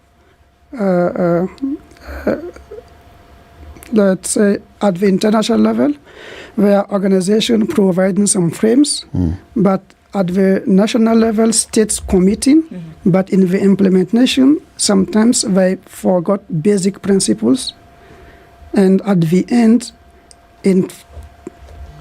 when they try to achieve the commitment, they also create sometimes a lot of frustration with the communities they are supposed to serve. Something that I'd like to understand, what needs to happen to land for it to be considered degraded? There are a lot. So that what's degraded land? You say degradation. Yes. What is this thing that happens that brings about this degradation, so that we know when you look at land, you know this land has been degraded, but we also understand what it is that has happened to bring it to that stage? So land degradation basically is, as what she said, a state whereby land loses its quality, its functionality. For example, farmers will always tell you, like, each year the productivity, yield is decreasing. Like, these are some indication that land is getting degraded. So you may also have a state where visually you see like land is being eroded. This is land erosion. And in some cases where communities are not seeing the effect is the use of intensive fertilizer, for example, are broken the structure of the soil. It's not visible at the first hand, but with time we just realize that the structure is not the same anymore. Whatever you grow on it, you may have like to rely on more and more fertilizer to get something from it. So the reference point here is land, which in its natural state was either a forest, it was farmland, grassland. Yeah. And what was its natural form then is whittled away by whatever forces, and it becomes arid or semi-arid or even a desert. Yes. That is the consequent, like the long-term consequence of, So in essence, a desert can't be degraded. No, in essence. A desert. There's land we refer to as deserts. Yes. Yeah.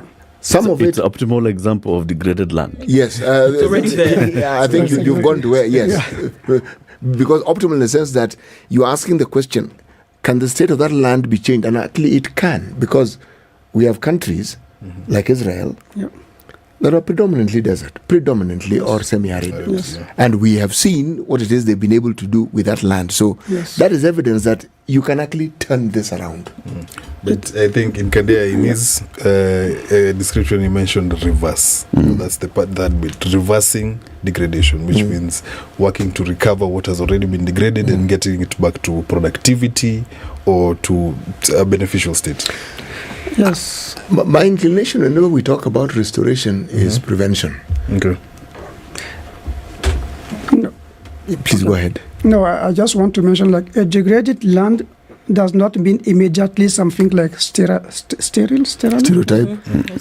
That means like it does not mean that it's like infertile. Dead. It cannot be reclaimed anymore, because you also talk sometimes of land reclamation.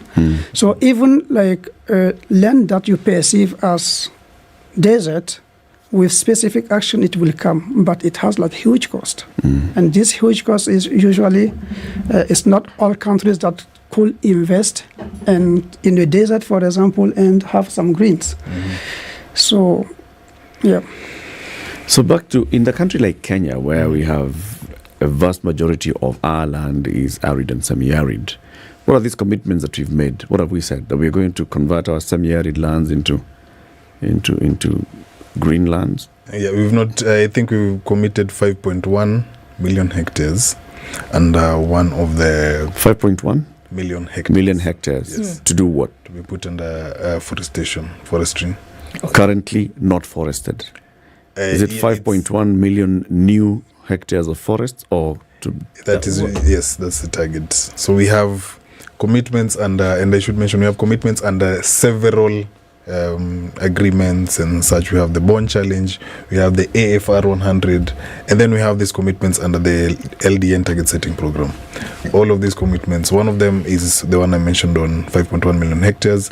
Another is on halting all conversion from forests to other land uses. And then there's another commitment on rehabilitating mine areas and so on.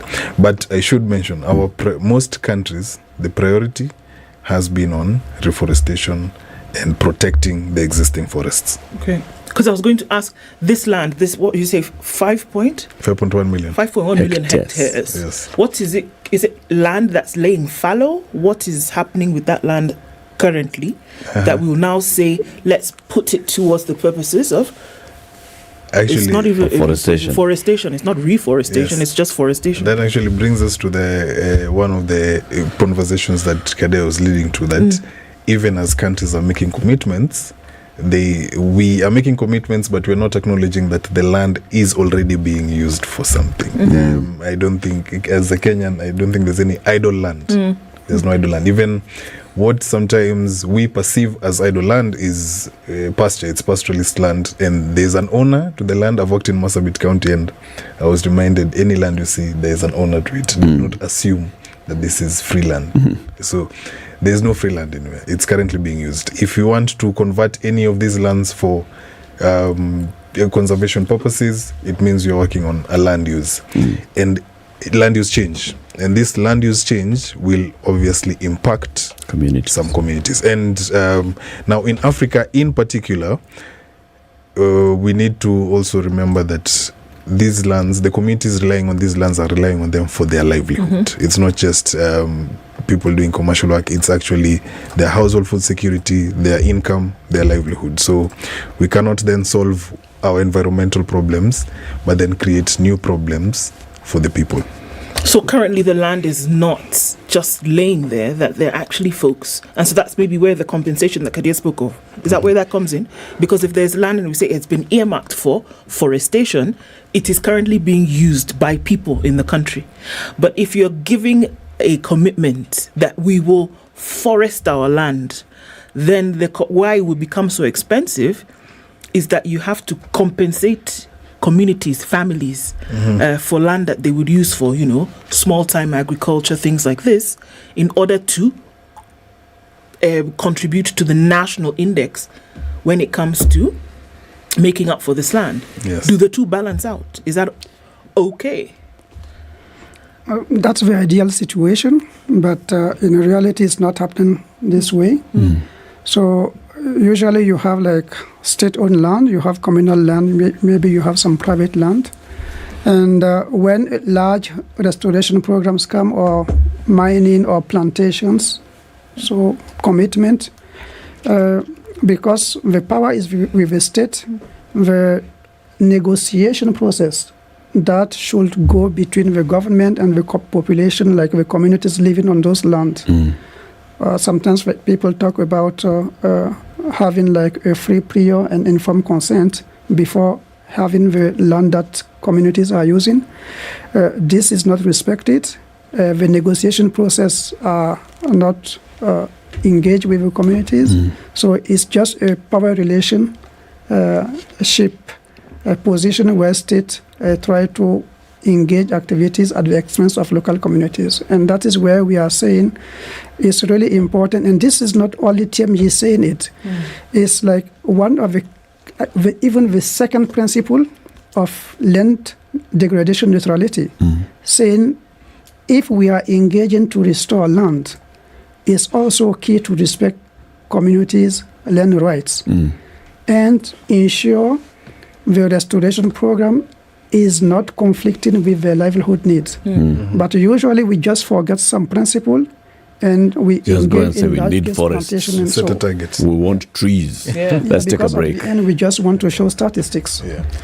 We'll be back shortly and continue this conversation with Kader Baba, who's a country program manager at TMG Research Benin, and Washe Kazungu, research associate in land governance.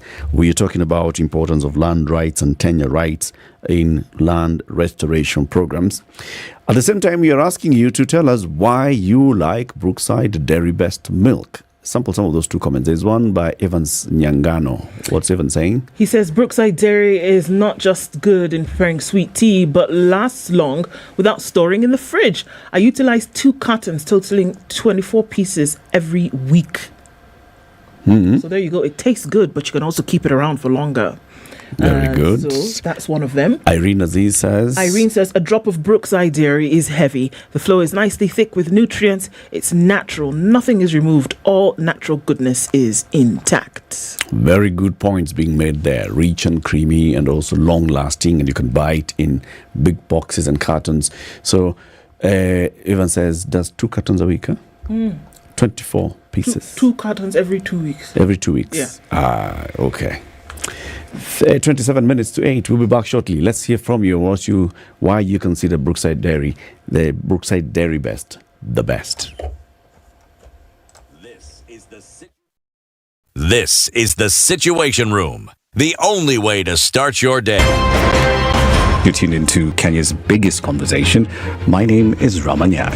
Amen. So 1 hour is over? Yeah. Oh, yeah. Okay. It gets over Can you imagine in 20 minutes. What the big boys have also done? I'm very proud of myself. When you understand about partnership in politics, it's like the way marriage is these days. When you're looking for a wife, you're like, maybe you can help me pay for fees as I pay for the rent. Why should you have a lioness living in your bedroom? I have to tell you a story. I went for a prayer meeting, which was called for the spouses of candidates for senators and governors. And when I got to the gate, the lady who was the secretary, she refused to. She's telling me, no. Leo tunataka wa mama. Leo ni wa mama. I'm telling her, no. She said, no, sio siku yenu. And I thought, there's a problem here, because if it was a man, but this was a lady. It will be called First Ladies until you change the name. The Situation Room, Kenya's biggest conversation.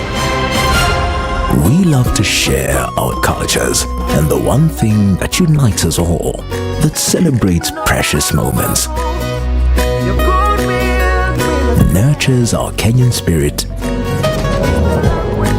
welcomes and even inspires. Our language does all of this and more. The more the milk, the better the chai. Chai kweli ina Brookside Dairy Best. Partly sunny conditions in Nairobi, 15 degrees, highs of 23 and lows of 15. It's cloudy, quite so in Nakuru at 15 with highs of 23. And we'll see partly sunny conditions in Nyeri for now, going to highs of 24. Eldoret is cloudy at 15 with highs of 23 and lows of 14. Cloudy conditions in Mombasa at 25 with highs of 30. And Malindi is cloudy at 26, going to highs of 30 as well. In Kisumu this morning, cloudy conditions at 20 with highs of 28. And it is already quite cloudy in Kakamega at 18, going to highs of 27. Looking into Kampala, the sun is up at 20, highs of 28, and it's now partly sunny in Dar es Salaam at 25, going to highs of 31.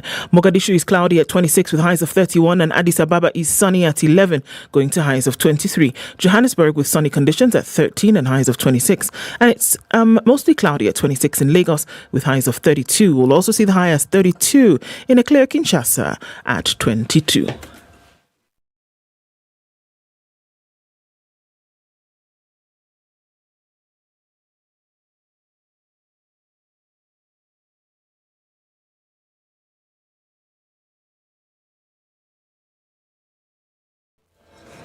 All right, we're into traffic hour, getting into it just right about now. Movement coming off the Thika Superhighway started in trickles maybe an hour ago, and then we're also seeing it heavy then coming in from Langata Road today. What's causing this? I do not know, but heavier than it has been usually. It's snaking its way towards the Nyeri Stadium roundabout, so fingers crossed that will remain manageable. Limuru Road is also busy now. James Gishoro spilling over towards Wayaki Way, and then we have some of that traffic then going out towards Chiromo. So traffic hour, officially, we're into it. Let's see what it turns out to be. Talk to us this morning as you're out and about. Spice FM, KE on X.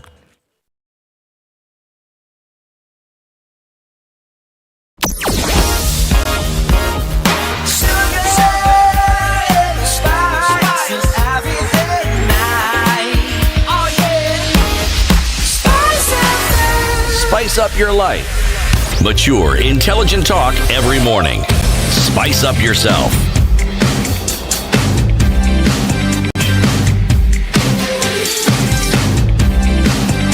Mornings done right. 94.4 Spice FM. Our conversation continues. You're talking about land restoration and communities' rights on land and tenure rights. Kader Baba is the country program manager at TMG Research Benin, and Washe Kazungu is research associate on land governance.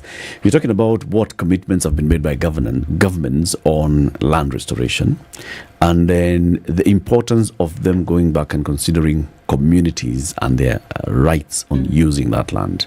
Do you have specific examples? Washe, you've told us you've worked, for example, in Marsabit and other parts of it. Do you have specific examples where you've seen that divergence coming in, where the government is pushing ahead with one program, but then the community is sort of feeling that they were not consulted or they're getting disadvantaged? In land restoration specifically, or in general?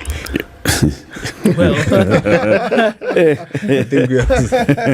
think we have so many examples in land.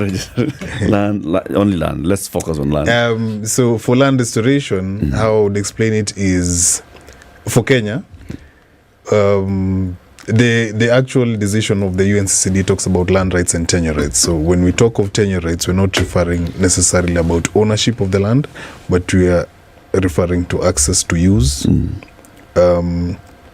to use some resources, to access some resources, and also to contribute to the management, to participate in managing this resource.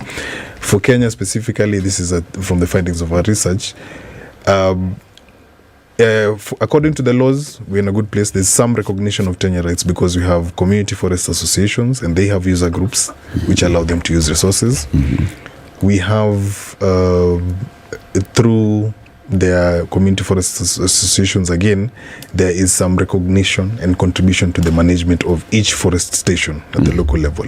So we have some of what we would consider recognition of tenure rights. But the management of our forests is often, of most of things, it's top down. It's from national government to communities. So I wouldn't say there's a way where these communities inform what happens at the top. Should they not? They should. Of course, but they then, should. Then we have to have a framework for that. Washi, yes. In many of these areas, in those vast areas where we have community land, land is basically owned by the community, yes, right, managed by the county in trust and the National Land Commission. These communities are involved. They're the ones that come together and they say, all right, so we have this large grazing lands. We are going to get involved in restoring this land, in making sure that we don't cut the trees, in planting trees. They're involved, aren't they? Which one are you referring to? We go to the example of Marsabit County. We can use any of these examples in all these community lands. So, a lot of our community lands, the Range Lands Trust, for example, Range Lands Trust. Yeah. A lot of our community lands in Kenya are not registered, though. They are not registered, and we do have a law on community land registrations called the Community Land Act of 2016. But if these lands are not registered, and the law sets out the procedure of course, engaging communities, what institutions they're supposed to set up, how these institutions are supposed to contribute to decision making. But without these institutions, then there is no way to tell someone they did not sufficiently involve a community. So, for example, in a Community Land Act, we say that for the major decisions on communally owned land, like say selling some of the land or separating it for another use, you want 2/3 from the community assembly. So a super majority. Yes, but this can only happen for a community that is registered. If a community is not registered, why would say another party who is not the community have to go through this process? They will say we met with some of your elders and so on, but then this will not meet some of the requirements which you would refer to when you're talking of sufficient inclusion, participation, and so on. So, I'm interested where you talk. A lot of community land has not been registered. Community land, if you look at it, can community land and ancestral land be used interchangeably? So land that was handed down from generations. A lot of it not having been documented with registration to say, all right. And here we are saying that if you paint a picture of the ideal situation, that there should be some kind of compensation from government to community. And if that's the way going forward in terms of recommendation, then wouldn't the first cog be then to ensure then that community land is actually registered and documented? I'd be very happy if that happens. Yes, I think documentation of community lands would really help as we make these commitments. In fact, it would help us be clear on our commitments when we know, okay, this is the acreage of all community lands in Kenya. If we decide that we want to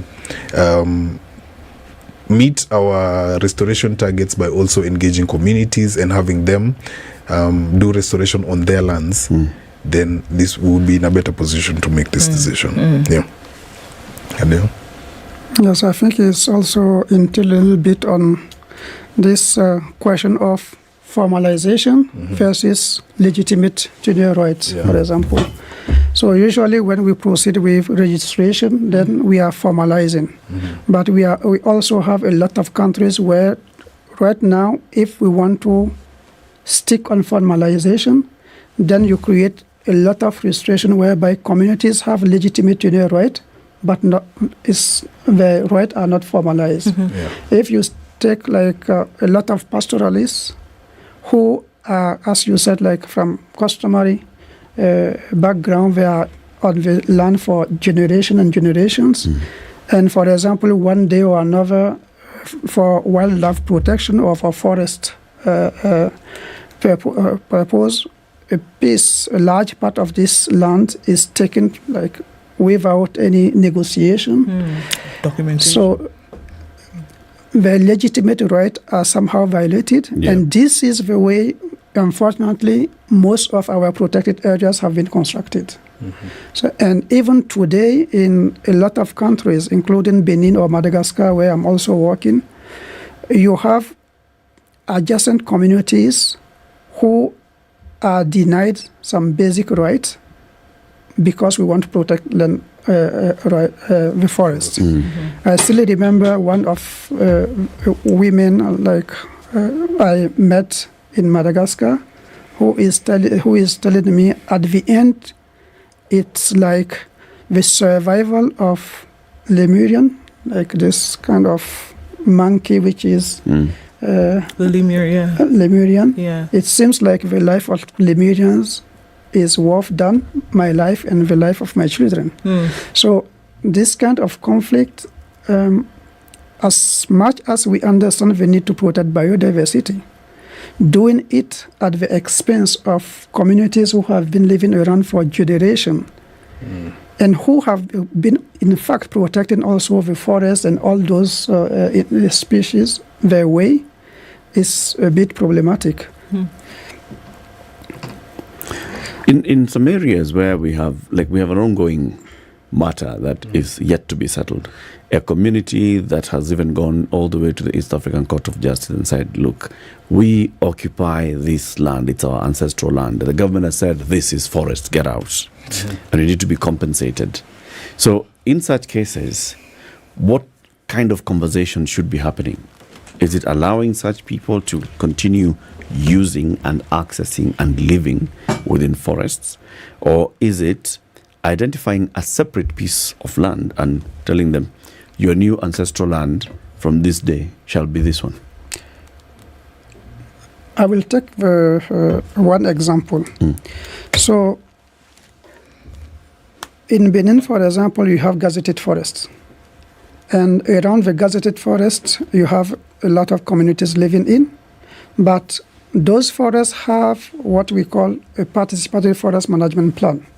So, on document, well written, where it's clearly indicated the kind of activities communities can do, like to meet the livelihood need and also contribute to protect the forest. But on implementation, it's rather top-down, where conservation is just like, forest. It's a straitjacket issue. It's only exactly. And we are always telling them it does not matter how strong your policies are if you are not able to connect conservation priorities with livelihood needs. We will always have a situation where our forests will be degrading all the time despite huge investment we are putting in. And that is look at a lot of forest projects since, 30 years. And always top-down, creating more and more frustration between the communities and forest officers. But at the end, the statistics are showing that it's always degrading. So having a human right perspective, taking into account livelihood need and opening the conversation, frankly, it's maybe the basis to move ahead. And to whom should it be opened? And I think that's what we continue saying, because obviously there's government and that's policy level where some of these things are being done. It's also government because, it's officials who are having these conversations. I mean, just look at the global climate conversation that's happening currently. And we're talking about lands, whether they be for climate purposes or whether it just be for anything else that government wants to do. And I think it's very important, the understanding, needs to be clear-cut across board. But then who should be involved in these conversations? Is policymakers and government enough? And should it be, like you say, they've come and said, this is forest land, move. It doesn't matter. Community, ancestral, whatever, it doesn't matter. Can it just be crass like that? Or should we say that communities with a fundamental and efficient understanding of why governments would need these lands, after they do understand, then it is all right to move forward beyond that? Should the push be for more conversations with the communities who have lived on these lands for generations to have a basic understanding of why government would want to use it? And then in as much as you're being compensated, you know why this is happening. I think you've described free, prior and informed consent. Which is, that's what you described, right? which is a principle of responsible land governance, and it's something that we talk about in land governance spaces, that you should engage a community and they should freely give their consent. They should be informed as they give their consent. They should know why they're giving up this land and so on. And also back to what Kadea mentioned about participatory forest management plans. This would be a good entry point to have those conversations and then ensure livelihood needs are still secured and our goals, even the communities can understand why we are.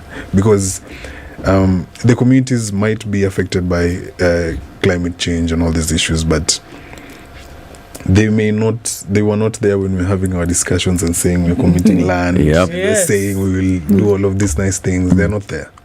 And then we need to connect the two. They need to understand that commitments are being made and why these commitments are being made and how they will benefit them also, not just the country. How is it that this conversation seems to have a divergence where we're talking about the interests of the government and yet the government is the people?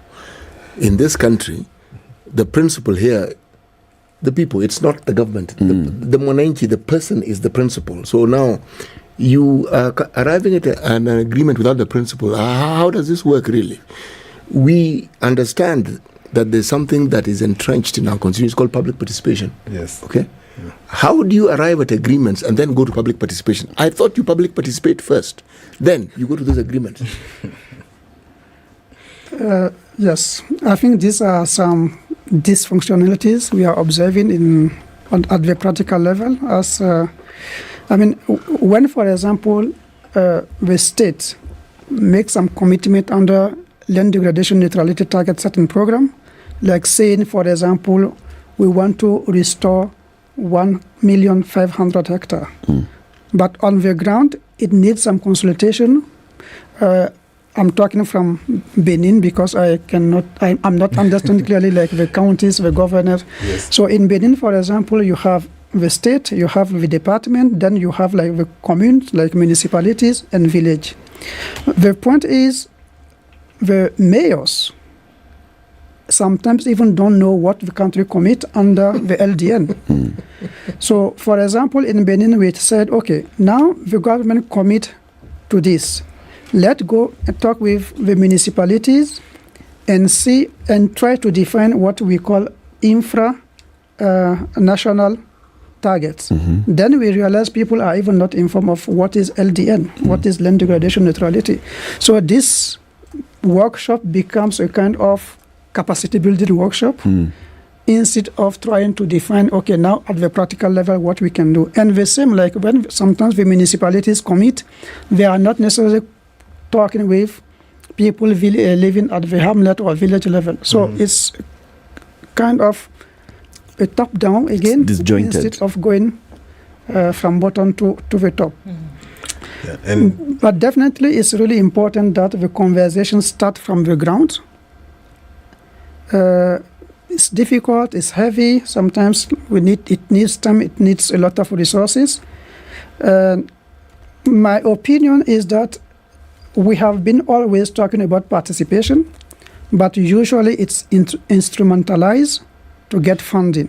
When it comes on the ground to implement what is participation, it's not. In fact, we are just counting some statistics, people coming to the workshop, but this is not participation. It's too much work. And it's too technical. I mean, so imagine you're starting a conversation at a community level, all right? So, there is something called land degradation neutrality, and we want to make sure that we don't cut trees here, and so we are going to commit with other countries in the world.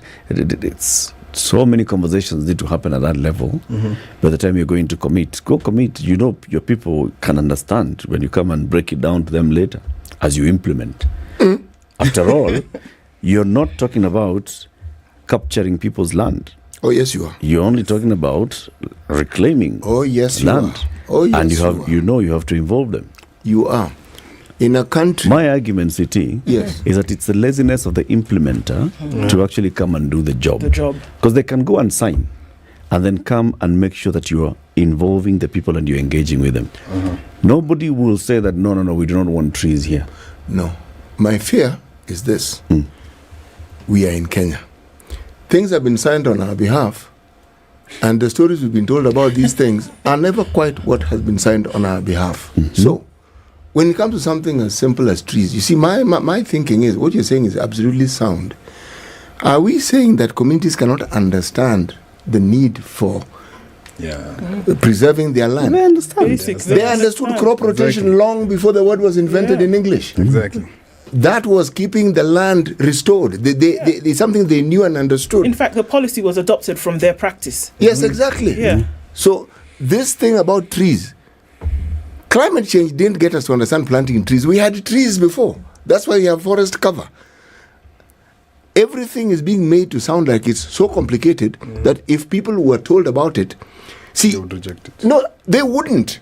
If you understood how it is, you can present this very same thing in a way that they would understand, and because there are benefits at the end of it. That's why this discussion is being had. But if you talk land, and you talk government coming into land, and the explanation was not given before, I immediately think my land is being taken. It doesn't matter what you tell me thereafter. I will not believe. And after I've grown the trees, who will own the trees? And the government owns the trees. And then, so I will not have a say. We have communities in this country whose land was in forests. They've been fighting these battles for the longest possible times. Because you know why? The government decided, this land also, you guys move here. Government decided. It was their land. And after moving here, this is what we're going to do with the forest. Lo and behold, that forest was felled. It also became land. People started living there. Yes. So they're saying, well, you removed us because you're conserving a forest, and this is what has happened. And here is where we are. Unfortunately, land issues, unless an honest discussion is what precedes everything that we are saying, even the benefits that are likely to accrue will not see the light of day. I think you see, like the freedom of speech, the freedom to decide on what is good, what is not good, what we want, what we do not want. This is what we call democracy, right? And we praise it, we like it. But if the state, for example, consider doing this and this is important for everyone and just decide to do it without consulting people, then it's not democracy anymore. I'm always taking the example of like the city where I'm living in Germany. Well, wanted to build like a bridge across a river, but it took 2 years to discuss with people who are those who want this bridge, who are those who refuse, and for what reason. 2 years to discuss, only to construct this bridge, which potentially will be used by everyone. But the bridge was built. At the end, the bridge was built, but it went like through 2 years consultation, discussion with communities. So in land restoration, as much as the state or the population understand the importance of trees, the importance of this and this and this, if you do not consult them, it may inadvertently works against them. So the case of pastoralists is there. In Niger, for example, a lady who was in our workshop said, by law, since 1961, there are a clear delineation of agricultural land and pastoralist land. But after some years, agricultural land was degraded, then they start moving to what is pastoralist land. And with time, the government say, okay, those areas that have been degraded, we will restore for you, and after 5 years, you take it back. You move back. But then when they say, nice idea, open. But when the state restore, it never got open again. So it's like finally, they lose this area where they were grazing. So, you know, it was a good idea to restore, but at the end, it does not work for the pastoralist communities. So these are some examples why it's really important to government. They just refused to return the land, and there was an agreement. You see, there was an agreement. Yes. Anyway, we've come to the end of the hour. Thank you very much, gentlemen, for joining us. Kader Baba is the country program manager, TMG Research Benin, and Washe Kazungu is research associate on land governance. We've been talking about the importance of land rights and land tenure rights in land restoration programs. Asanteni sana for joining us. Keep posting your comments on social media on Spice FM KE on Facebook, on YouTube, on Twitter. Leota will pick one. What do you consider the best qualities of Brookside Dairy Best Milk? Why would you tell anybody to buy Brookside Dairy Best Milk? Remember, chai kweli, Brookside Dairy.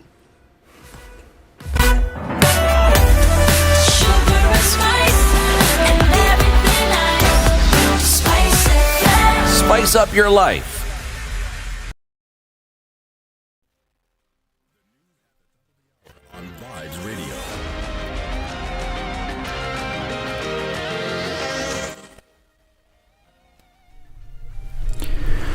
Good morning, this is Newswire. I'm Dennis Aseto. Education Cabinet Secretary Ezekiel Machogu has assured public primary school heads that he'll support them with the required funding. Speaking during the CAPSHA annual conference, Machogu said that come next year, funding will be disbursed on time to ensure learning continues seamlessly. For this coming term, what we are assuring schools, and especially members of parliament are here, even the figures, the amounts that we were missing from what had been provided for in the budget, have the assurance and the faith that it is going to be affordable, such that we give those amounts, and with the prudent financial management in our schools, which we expect from the board of management, plus the chief executives of schools, we don't expect that people will come and say this and this has happened, so we expect more. The government is strengthening the capacity of NACADA to suppress the supply of illicit alcohol and narcotic drugs to support the ongoing national operation to tame drug and alcohol abuse. Speaking, Nyeri County Interior CS Kithure Kindiki ranked drug abuse as a top threat to national security, just behind terrorism and banditry. Tumeleta sheria mpya ambayo itaweka nguvu zaidi katika shirika letu la NACADA kuhakikisha kwamba wako na nguvu zaidi ya kupigana na chanzo mahali madawa yanatoka. Wako na nguvu ya kutosha ya kuzima mifereji ambayo inatumika kutoa ama kutengeneza madawa ya kulevya na pia pombe ambazo ziko na sumu. Foreign and Diaspora Affairs Principal Secretary Rosaline Njogu has issued a public apology following the release of a Gazette notice which reported that fees for the processing of permanent residences for children of Kenyan citizens born outside the country had increased to 1 million shillings. The notice, which triggered a heated public debate, reported that fees for the processing of permanent residences for children of Kenyan citizens born outside Kenya had doubled to 200,000, while the fees for the issuance of permanent residences for the same children had increased to 1 million from 500,000 shillings. In a statement on social media platform X, Njogu clarified that the quoted amounts were erroneously keyed in, while noting that she has since raised the issue with Immigration PS Julius Bitok, who she says confirmed the same. And a prison warden working at Kitale Medium Prison in Trans Nzoia County has committed suicide by hanging himself on a tree. Saboti Police Chief Patrick Gatirira says they are yet to ascertain the reason behind his actions, further saying that they've launched investigations into the incident. We have started preliminary investigations to establish the cause of this action. In fact, it's quite unfortunate that we have lost an officer in this manner, and I would like to encourage my fellow officers to share their predicaments with other officers so that they can be assisted in one way or the other. We have guidance and counseling department. The police is doing all it can to make sure that officers receive guidance and counseling so that they become productive in their work. Kenya Human Rights Commission presided over an out-of-court agreement for the families of 47 victims who lost their lives in the Solai Dam tragedy. The tragedy that occurred on the night of May 9th, 2018, after a Milman dam at the Vas Patel Coffee Estate broke its embankment, gushing millions of gallons of water through 5 villages and leaving a trail of destruction, injuries and deaths. The dam owners agreed to compensate every family that lost an adult in the tragedy 1.2 million shillings and 800,000 shillings for every family family whose child had died. KHRC started the negotiations on October 19, 2023, after Naivasha Chief Magistrate Nathan Luta, where the case had been going on for the past 5 years, gave the victims an opportunity to talk to the Patel family and have an out-of-court settlement. The negotiations involved the victims' families, Office of the Director of Public Prosecutions, defense lawyers, and the dam owners. Now, Kenya Power says it will resolve the challenge of transformer backlog in the country within 2 months. Kenya Power Managing Director Engineer Joseph Siror, who appeared before the National Assembly Energy Committee, says they have cleared almost half of the 320,000 transformer backlog and the rest will be cleared within 2 months. He said the backlog, which stands at 320,000, is being addressed with 140,000 new transformers acquired and customers who have been waiting for the last 2 years connected. This is Newswire. Dennis Aseto, good morning.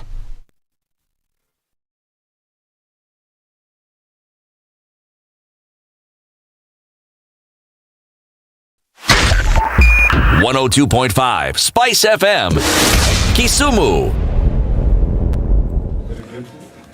All right, so what are we looking at here in terms of traffic this morning? Here, still heavy coming off of Thika Superhighway. It looks like it's going to be that way for a while. Kembu Road, also very busy, coming towards Muthaiga Square. We're also looking at traffic on Limuru Road, coming in heavy from United Nations Avenue. That whole stretch, because of construction, continues. Now, if you're coming in from James Gishiro, it's not too bad on the Red Hill Link Road, at least not for now. Hopefully, it won't get much worse than this. Lower Kabete snaking along as you get out towards Spring Valley, and then through to Westlands, and then into the city. Magadi Road piled up very, very early today, and it's still doing that. And then we're looking on Langata Road, and there's uncharacteristic traffic this morning trying to get into the city, crossing over from the junction going towards the Southern Bypass. Not quite sure what's going on there. It's going all the way out towards Wilson. Some of that will go through towards Raila Odinga Way, and the rest of it will find its way to Uhuru Highway. Then look at North Airport Road, and then also let's look at the Likoni interchange, because that is heavy as folks are trying to connect with the Southern Bypass. So everything moving at the same time this morning. Let's try to keep our wits about and keep things moving either way. We'll talk on Spice FM, KE on X.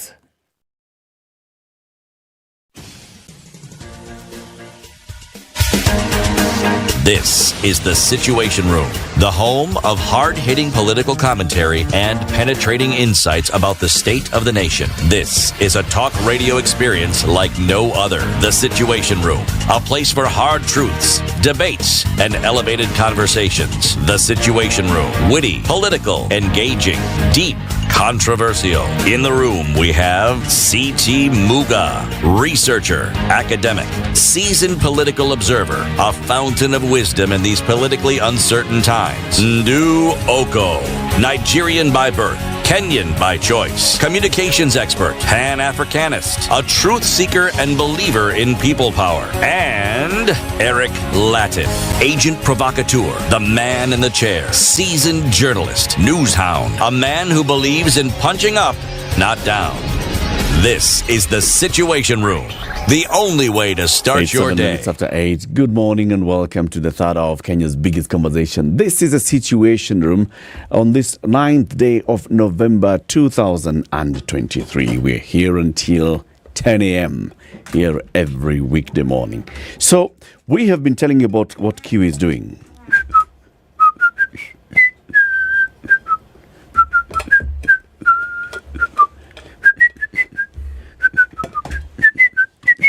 Now that was a delightful jingle, wasn't it? That was a lovely jingle. Now think of the jingle and think, my friend, of the product. Huh? But then even more interestingly, when you're having a conversation about a product that has been tested through time like Kiwi. Yeah. Yeah. Forget the polish. Forget the preservation of the shoes. Think of the additional value that goes straight towards supporting your school fees initiative. Yes. Think of instant airtime or data, especially now that children are in recess. All you need to do is buy a tin of Kiwi, quality shoe polish. That's particularly this new one, this one with this particular label on the front. Yes. And then it has the starburst here, which tells you that if you buy this kiwi, you get instant airtime or data, and you get into the draw for school fees. So what do you need to do? Go into any shop countrywide, buy this particular kiwi, whatever size they have. This is 100 ml or 80 grams. And this other one, kona mingi. Kitaka nitakupatia kila mtu moja uende ushinde. This one is 20 grams, 25 ml. Here, this is for you. Thank you very much. You're most kind. Yeah. So buy, open the tin, and then do what? And then you can win, like you said, instant data or airtime. How do you do that? *459 *5 hash. That's what you do. You follow the instructions on your phone, and then there's a code under the lid which you will pop, and you will find that out. You follow the instructions and you do that. So you get instant airtime or data, and then you also get a chance to enter into the draw immediately. 4 people every week, 35,000 shillings. Until the end of the year, so that we can get into school fees proper for January. Yes. Because of kiwi. Because of kiwi. Yep. This one protects your shoes, renews black leather, quality shoe polish. That's what kiwi is. Protects, waterproofs, and shines. The waterproofing part is important, especially because the weatherman is here and he's going to tell us it will be raining until when. Yes, and he'll be telling us the difference between weather and climate. Yes. Dr. David Gikungu is the director of the Kenya Meteorological Department. He's our guest this morning. Dr. Ari, good morning. Good morning. Welcome to Kenya's biggest conversation. Thank you for having me. Welcome to the hot seat of the Situation Room. How does it feel? Temperature kuna namna gani? To welcome you to the conversation, City has the day's proverb. Every week, City has a proverb from one country in Africa. This week, he elected to go to the Republic of Congo. Yes. Congo, Brazzaville. Or the Congo. The Congo. And you're telling us the president of this country is called Denis Sassou Nguesso. That is his name. And the prime minister is called? Anatole Collinet Makoso. Somebody asked, doesn't he have a vice president? Said, I've just told you he has a prime minister. You still want vice president again? Exactly. Not everybody has a vice president. Or chief minister president. We don't have those things. Okay. Yes. The proverb? 2 birds disputed about a kennel when a third swooped down and carried it off. 2 birds disputed about a kennel. And when a third one came and swooped it. These 2. You argue. This maggot is mine. No. This maggot, I saw it first. I was the early bird. I was the early bird. Yes. About to catch the worm. Yes, exactly. And the worm was staring at both of them. A third bird came, gone. So it's not always that the early bird catches the worm. No. Okay. A third bird could come in. Dr. Kungu, when you hear this proverb, what's your interpretation of it? What do you think the people of Congo are saying with this proverb?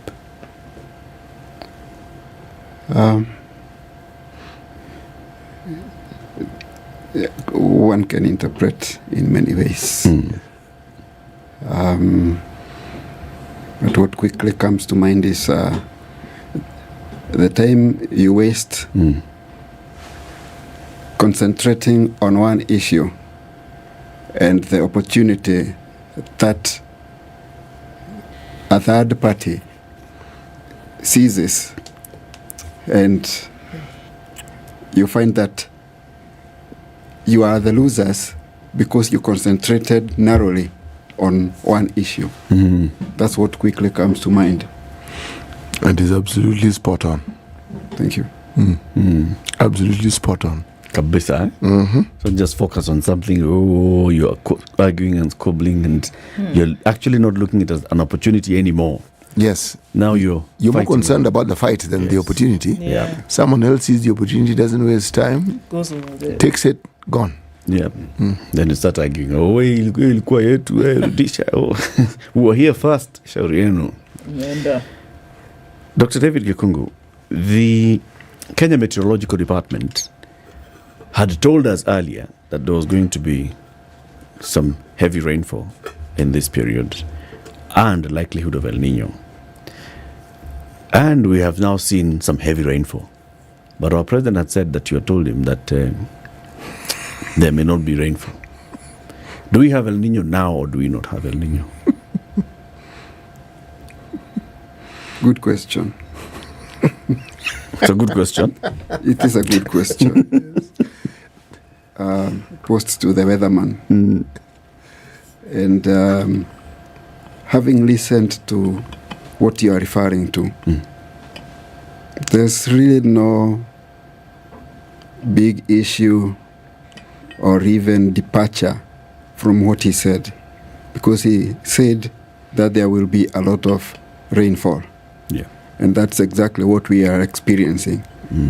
May I add that with El Nino or without El Nino, we have two main rainfall seasons in East Africa.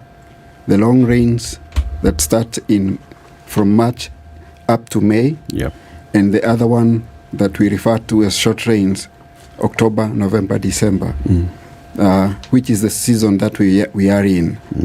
And every year, unless we have observed anything else that would result in a departure from that, we expect rainfall. So, and seasons are not the same. So if he says there will be a lot of rainfall, even if there was no El Nino, he would still be right. Okay.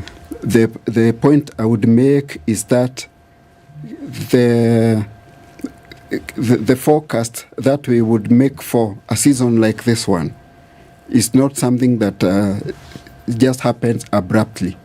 We started observing the possibility of an El Nino early in the year, around April, and when you continue watching those signals and they are positive up to June, you then get positive about that, and the forecast that is then issued in August, especially for the group of countries for the Greater Horn of Africa, that one is mentioned, that there is a strong possibility of an El Nino event. Yes.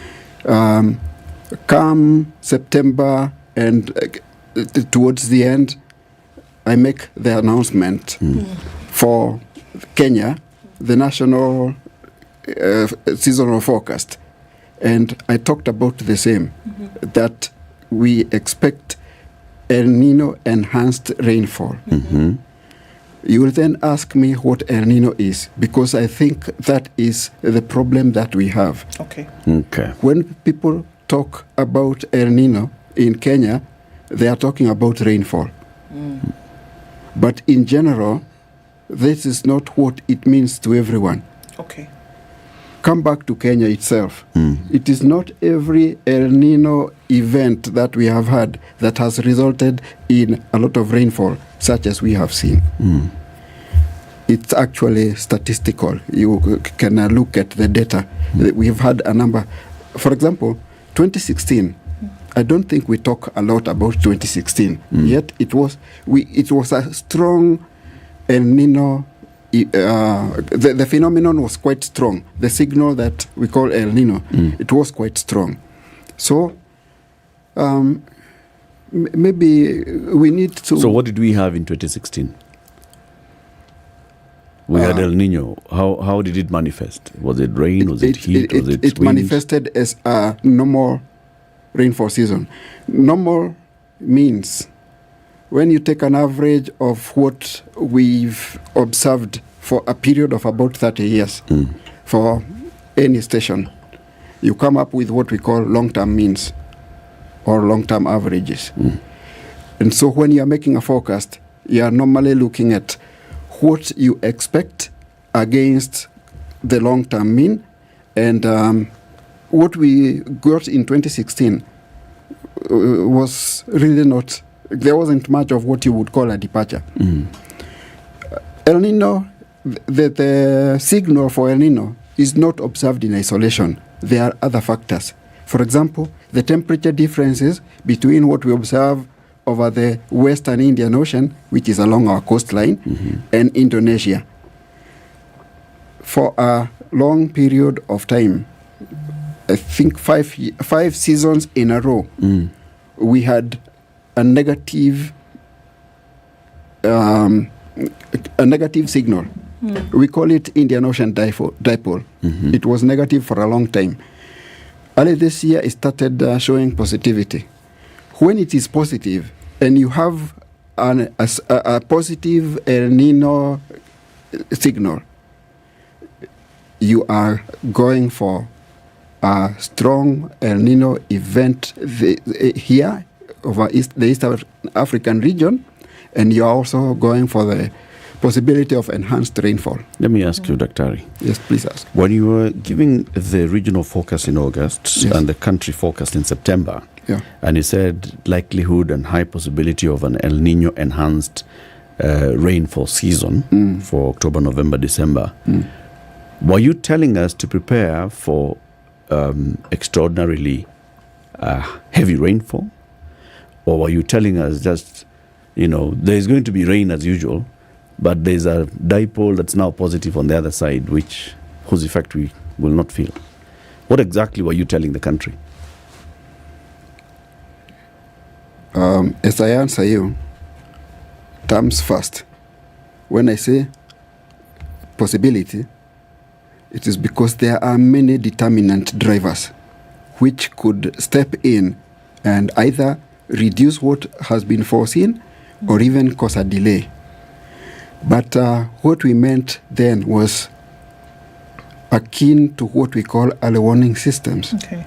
And that is why we give the forecast at least 1 month before the event starts to provide advice or awareness or even alertness for preparations for the various players or users of such information.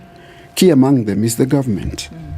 And I'm happy to mention here that the government took us seriously.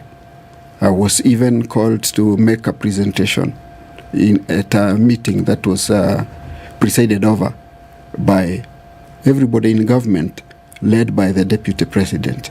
I made a presentation. I am told it was scaring, and the description for that is because of what I'm calling a delay because of various drivers. But the delay mainly was in Nairobi. In most of the parts of the country that I mentioned in that forecast, they actually started receiving excess rainfall in the middle of October, and there are some parts that started receiving rainfall in September. Why do I mention this? Normally, if you go to what I had mentioned earlier about statistics or long-term means, when you are planning an outdoor event, the month to peak normally would be September. This was a different September. It was wet over many parts of the country almost throughout the month. And what we were saying in the subsequent forecasts was that when the season starts, it will largely be a continuation, especially over Western Kenya. It will largely be a continuation into the main short range season, and this is what we've been observing. Okay. Dr. Kikungu, is it, you mentioned that, and indeed is the case, when we hear El Nino, for a lot of people, all we see then is rain, and a lot of it, and flooding, etc., etc. So I think it's important to just go over what it actually is. What does El Nino mean when you talk about an El Nino phenomenon? What are we looking at exactly? Can I add something? And that when we talk about it, is it the same phenomenon that what I've just said? Yes. Is it the same thing that is witnessed, say, for instance, in the East African coast, as the one witnessed on the West African coast, in Latin America, in India? Are they similar?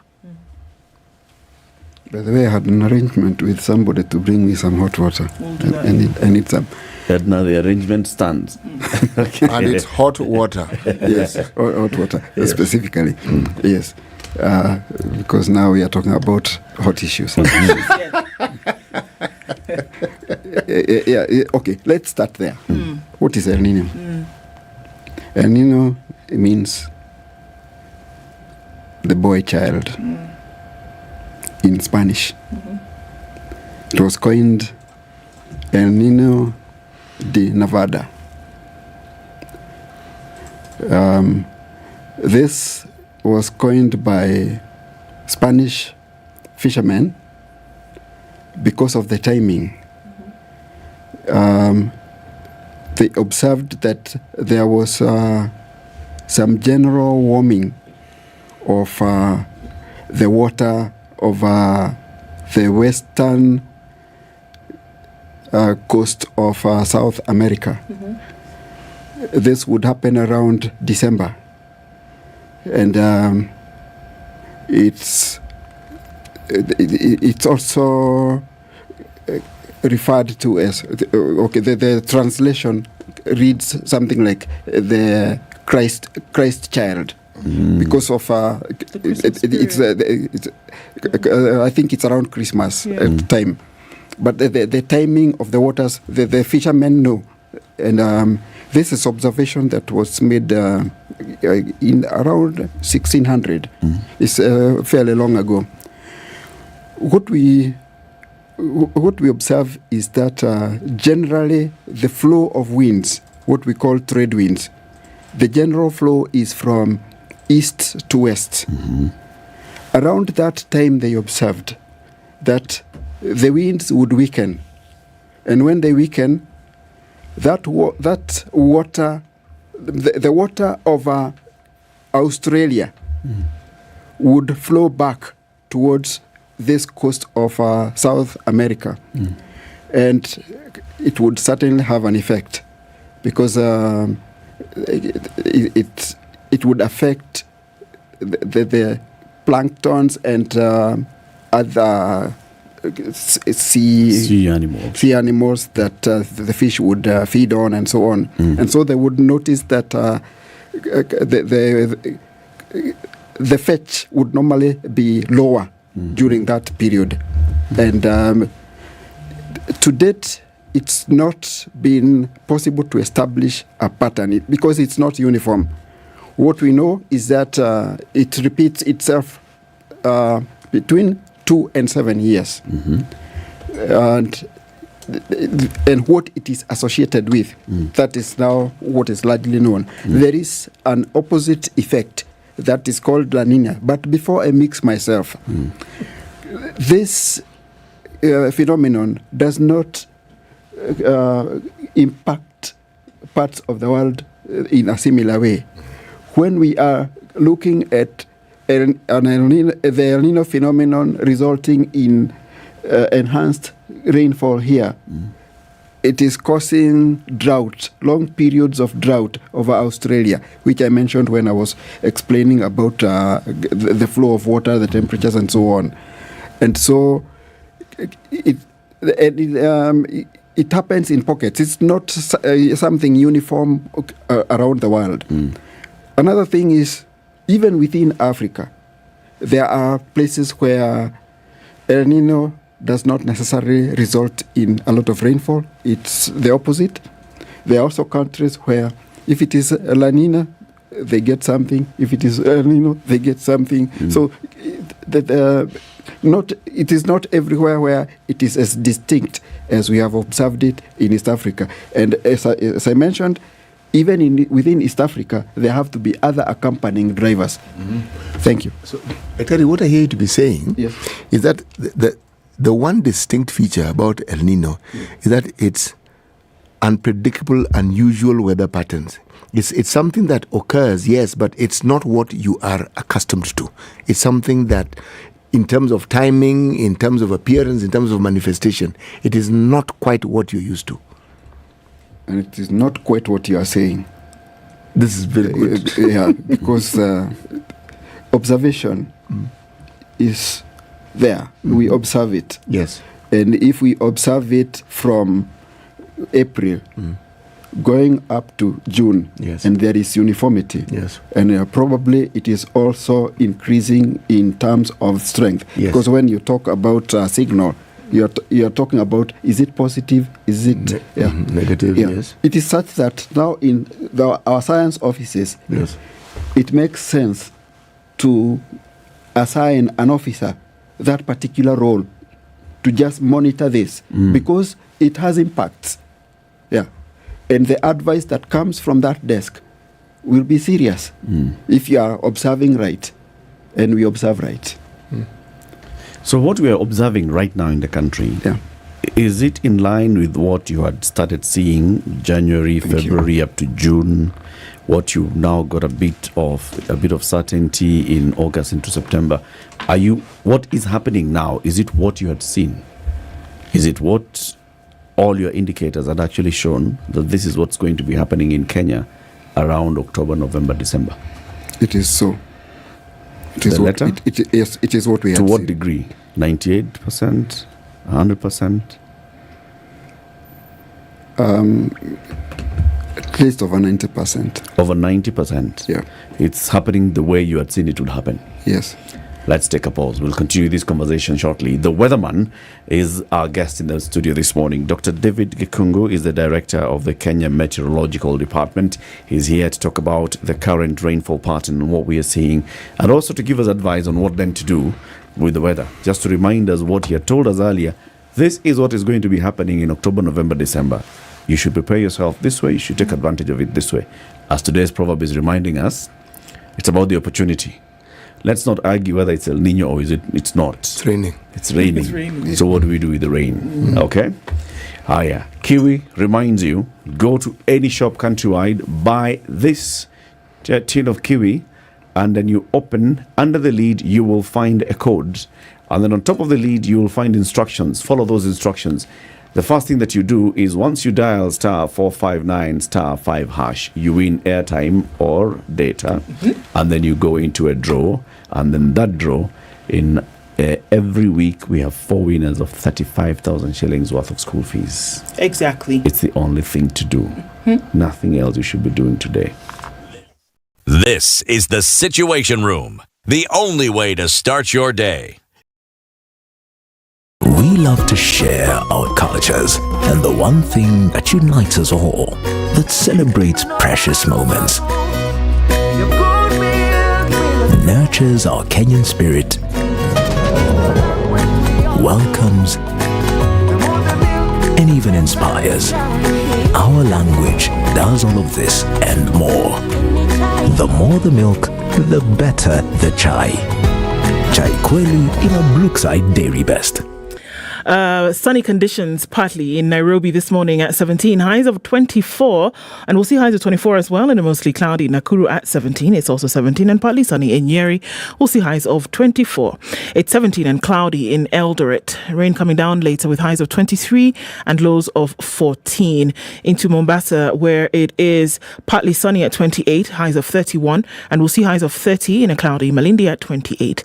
Kisumu is cloudy at 22, and we're looking at cloudy conditions at 20 in Kakamega. Out into Kampala, it's partly sunny at 21 with highs of 28, and rain showers now in Dar es Salaam, 25 going to highs of 31. Looking into a mostly cloudy Mogadishu at 28 and a sunny Addis Ababa at 15. It's partly cloudy at 26 in Lagos and 16 and sunny in Johannesburg, going to highs of 26. It's 22 and cloudy in Kinshasa, highs of 32 and lows of 22.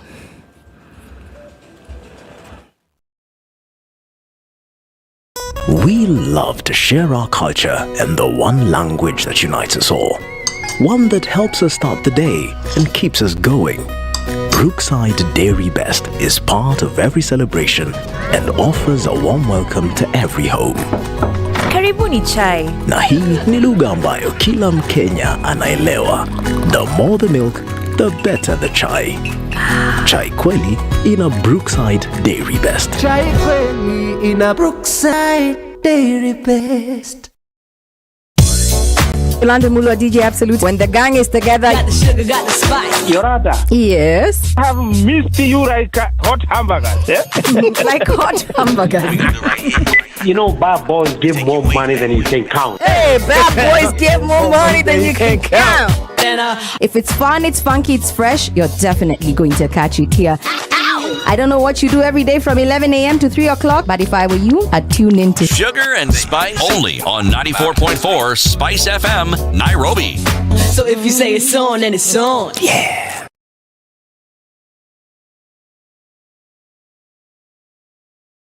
All right, on the Likoni interchange coming towards the southern bypass, quite some traffic this morning. It's also busy on Lunga Lunga, and that traffic that was doing people a solid drama on Langata Road is starting to fizzle out, going towards Railo Odinga Way and then through towards Uhuru Highway. So that'll do the thing for now. It's much better now on Kiambu Road, but still remains heavy coming in from Survey on the Thika Superhighway. James Kishoro is busy, spilling towards Wayaki Way and starting to crawl up into the Red Hill Link Road. And this is Chiromo, busy coming into the city, and looks like it'll be that way for some time. Still in traffic hour. Let's take a look in about half hour or so and see what the morning looks like. Talk to us in the meantime on Spice FM KE on X.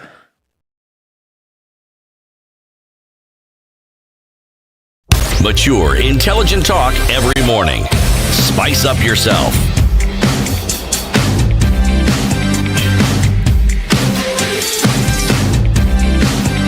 Mornings done right.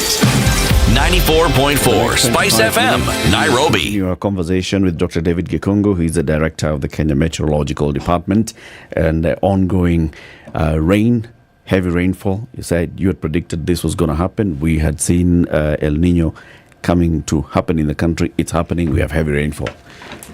How long do we expect this to last? The monitoring that we are doing and looking at all what the models are showing, there is indication that it will be strong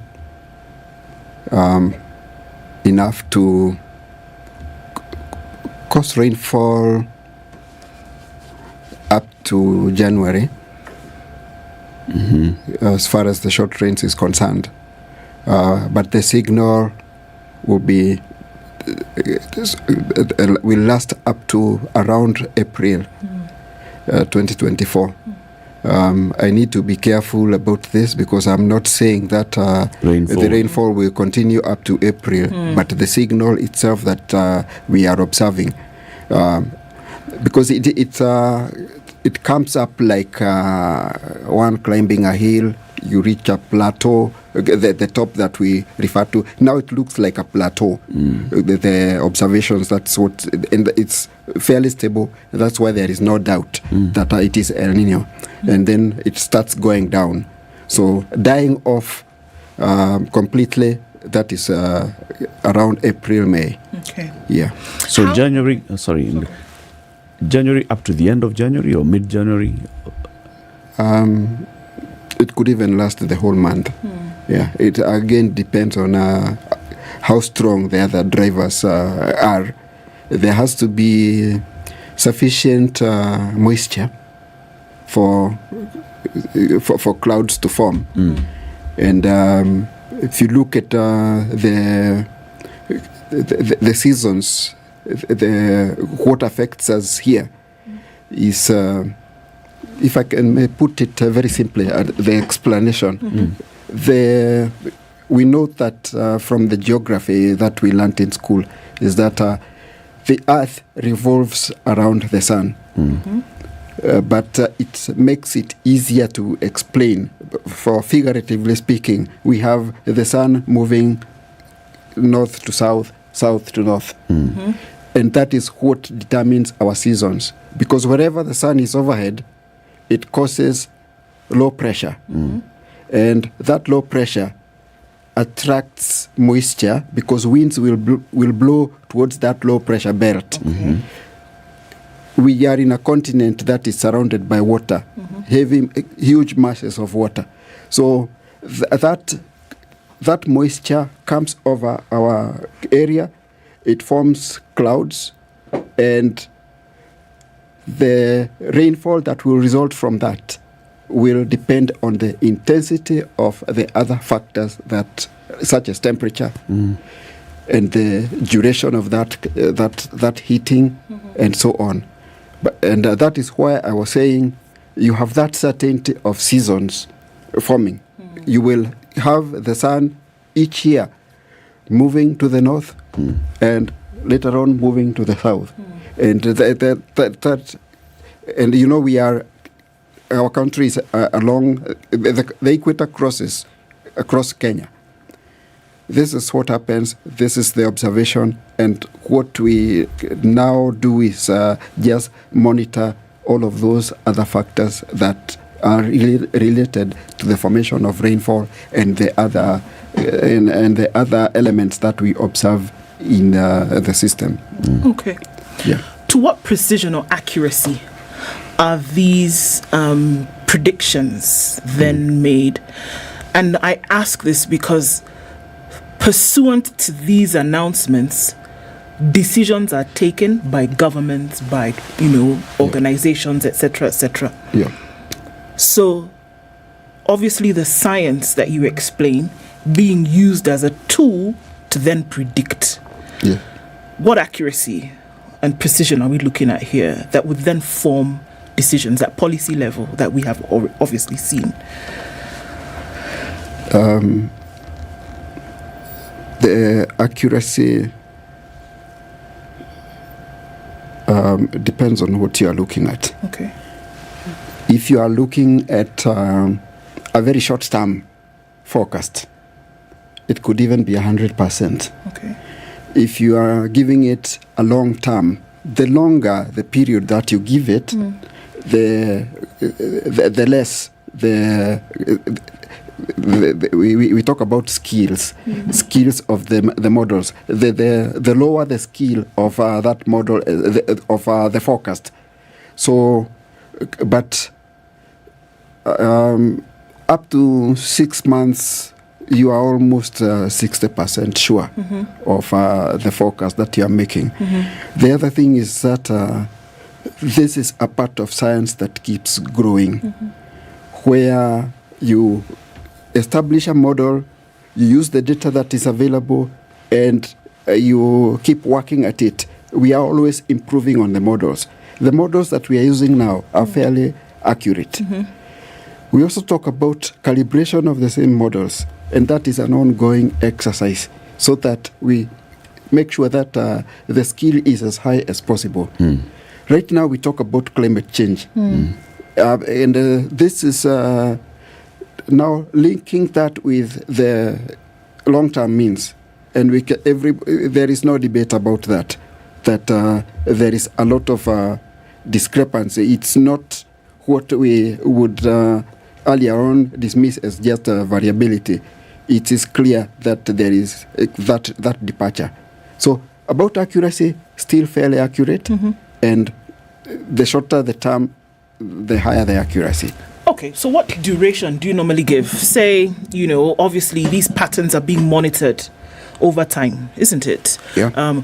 We know when we get, the warnings, we hear that this could happen, there would be extended rainfall, and etc. For how long would this monitoring take place before Kenya Met or World Met or whomever Met decides to now say, this is what we are seeing and this is when it would come? What time period do you say that? Expect it in the next 90 days, expect in the next 30 days or whatever. Again, going back to policy decisions that would be made based on these announcements.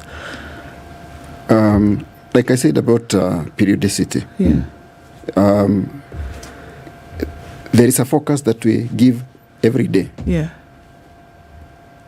But if you walk to the forecasting office and you say, I'm interested in the weather conditions of this particular place this afternoon, you will be told. Okay.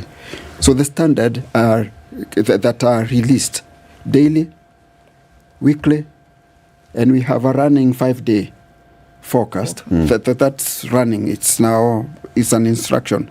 Let's run this every 5 days. Every 5 days, and it is running so that tomorrow we'll be building on what we give today. The following day the same.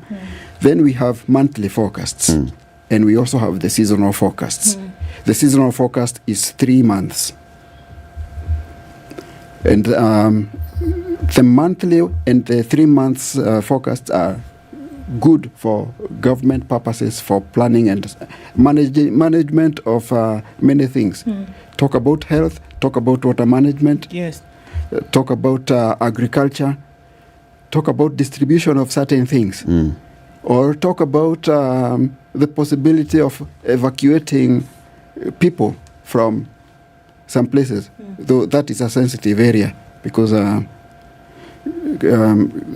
here right now what is emerging is that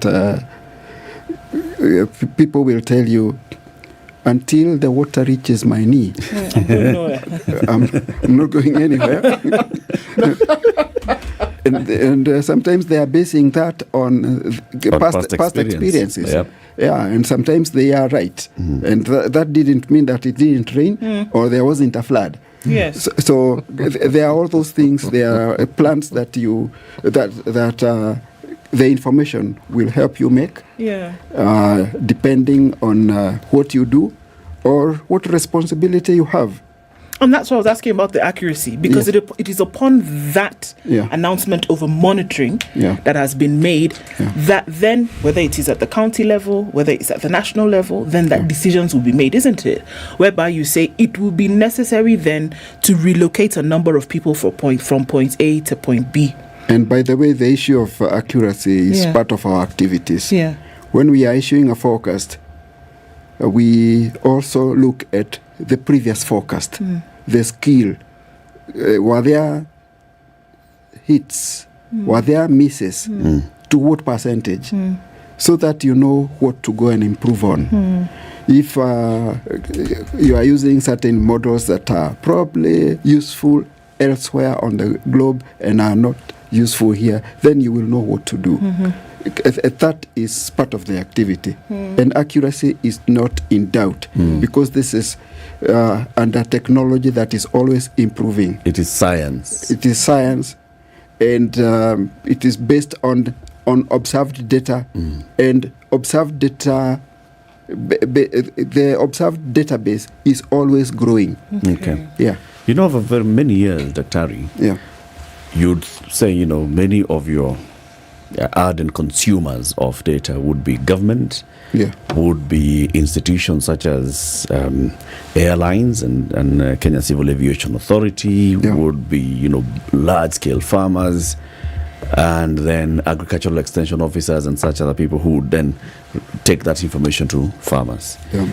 Have you worked out a way of reducing this information to be consumable to people? What Ndu is projecting on the screen, for example, is the latest 7-day forecast for the 7th to the 13th of November 2023.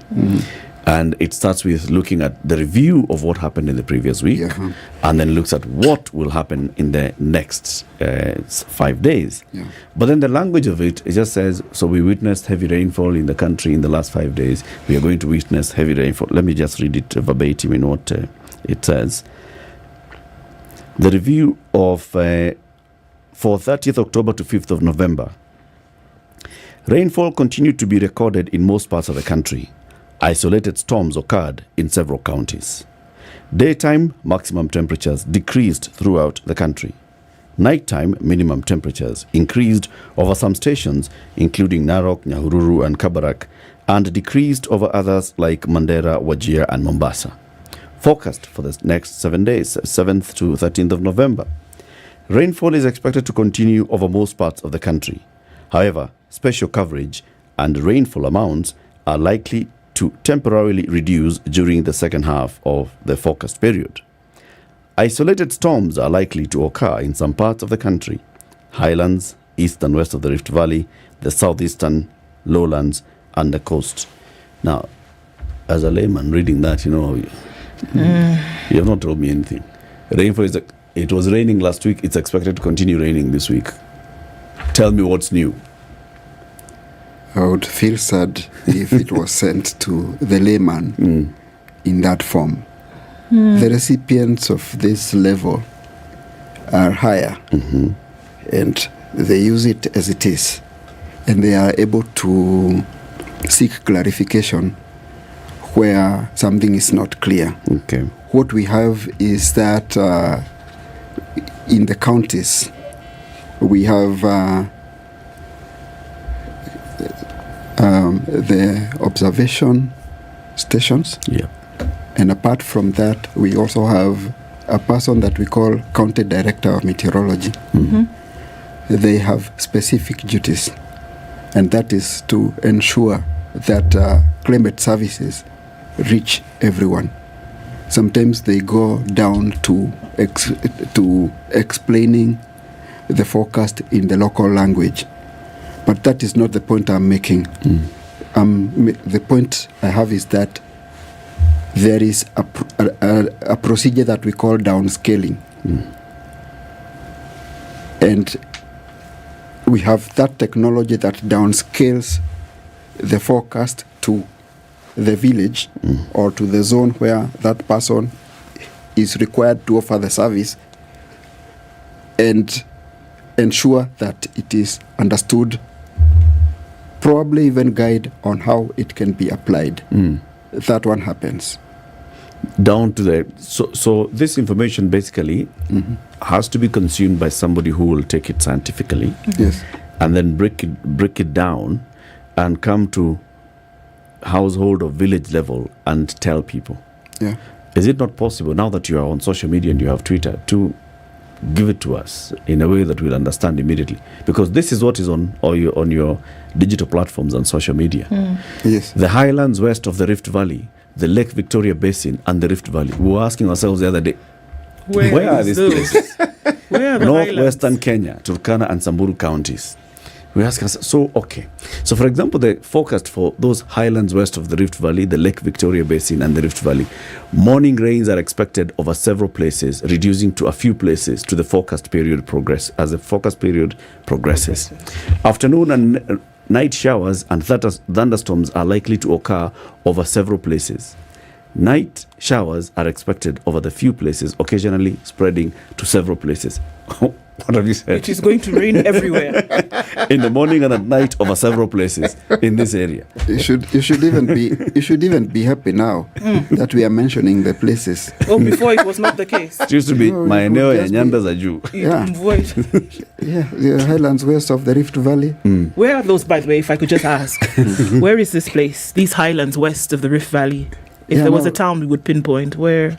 Now we've gone down to the county level, and if you go to the counties, you will find that fellow I have mentioned who downscales, and they will give you even the village names, what they expect, and they work with other experts on the ground, so that whatever is grown there, if you are talking about agriculture, they are able to guide what would work in a particular season, and so there will be a given area, and there will also be the forecast that is expected, because the relief of land and the differences in the features of the land are different. So they are able to be specific to the needs and requirements of the area. I agree with you. There is generality, but this is a national forecast before it is downscaled to those levels. Okay. Yeah. One thing I do hear you say is that the infrastructure exists within the Kenya Meteorological Department to share information about what is happening with weather patterns that would then inform decisions. Yeah. Down to granular specificity, right? I don't know whether it is. Well, I mean, you've just said at the very village level, you can even tell who can plant what based on what's happening with the weather. That's specific. Okay. Right? Granular to me means those particles. So, yeah. It's grains. So. But it's okay. Okay, I guess you hear what I'm saying. Yeah, I do. Are you satisfied then with the decisions? Because obviously the science here informs. Yeah. The practice also then is informed by same science. Yeah. And you have people around the country who are monitoring, who are doing this work. Are you, as practitioners of this science then, are you satisfied with the decisions that are then made at policy level to implement certain things that would mitigate against some of these things that we see after having warned well in advance? That's a difficult question. Am I satisfied? How can I be satisfied? Yet I'm watching the same things that you are watching. That probably lead you to ask the question. But you could also be asking me whether the government uses the information that we give. Mm-hmm. And the answer is yes. Mm-hmm. Satisfaction is another matter altogether because its resources are never enough. Sure. But I see an effort to try and make use of the information to try and help situations. And let me give the example of something like health. When we talk about the possibility of drought, you know what to expect of certain areas. Yeah. The places that suffer a lot when we have flooding, with the possibility of cholera outbreaks. We'll also have cholera outbreaks when we do not have sufficient water. Because it borders on hygiene levels and so on. There are also places where you talk about prone to malaria outbreaks.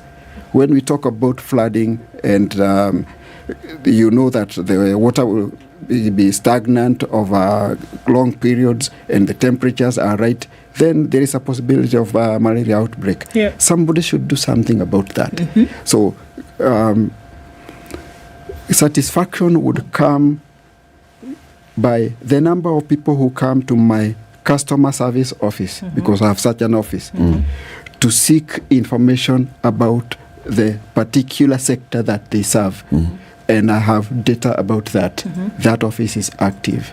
Do they come? They do. Okay. They do. There is even, before I got to this office, because I've climbed through the ranks, I know the kind of customers who would come to me. They come, they want data to go and analyze. Then there are some that I would give a forecast like the one you are taking me through. And they would say, if you have this is all I need, because I can extract the information that I require for my purpose. So that's the way it goes. Yeah. There's been this talk, and it's something that occupies our mind, even the hour before you came. We touched on climate change. Yeah. Now, when we talk of weather, we talk about atmospheric changes, everything that goes with it. Does climate change and the reality of it, how does it mesh, make your workflow? Okay. Good question once again. Better than the earlier one. It's easier. It's easier.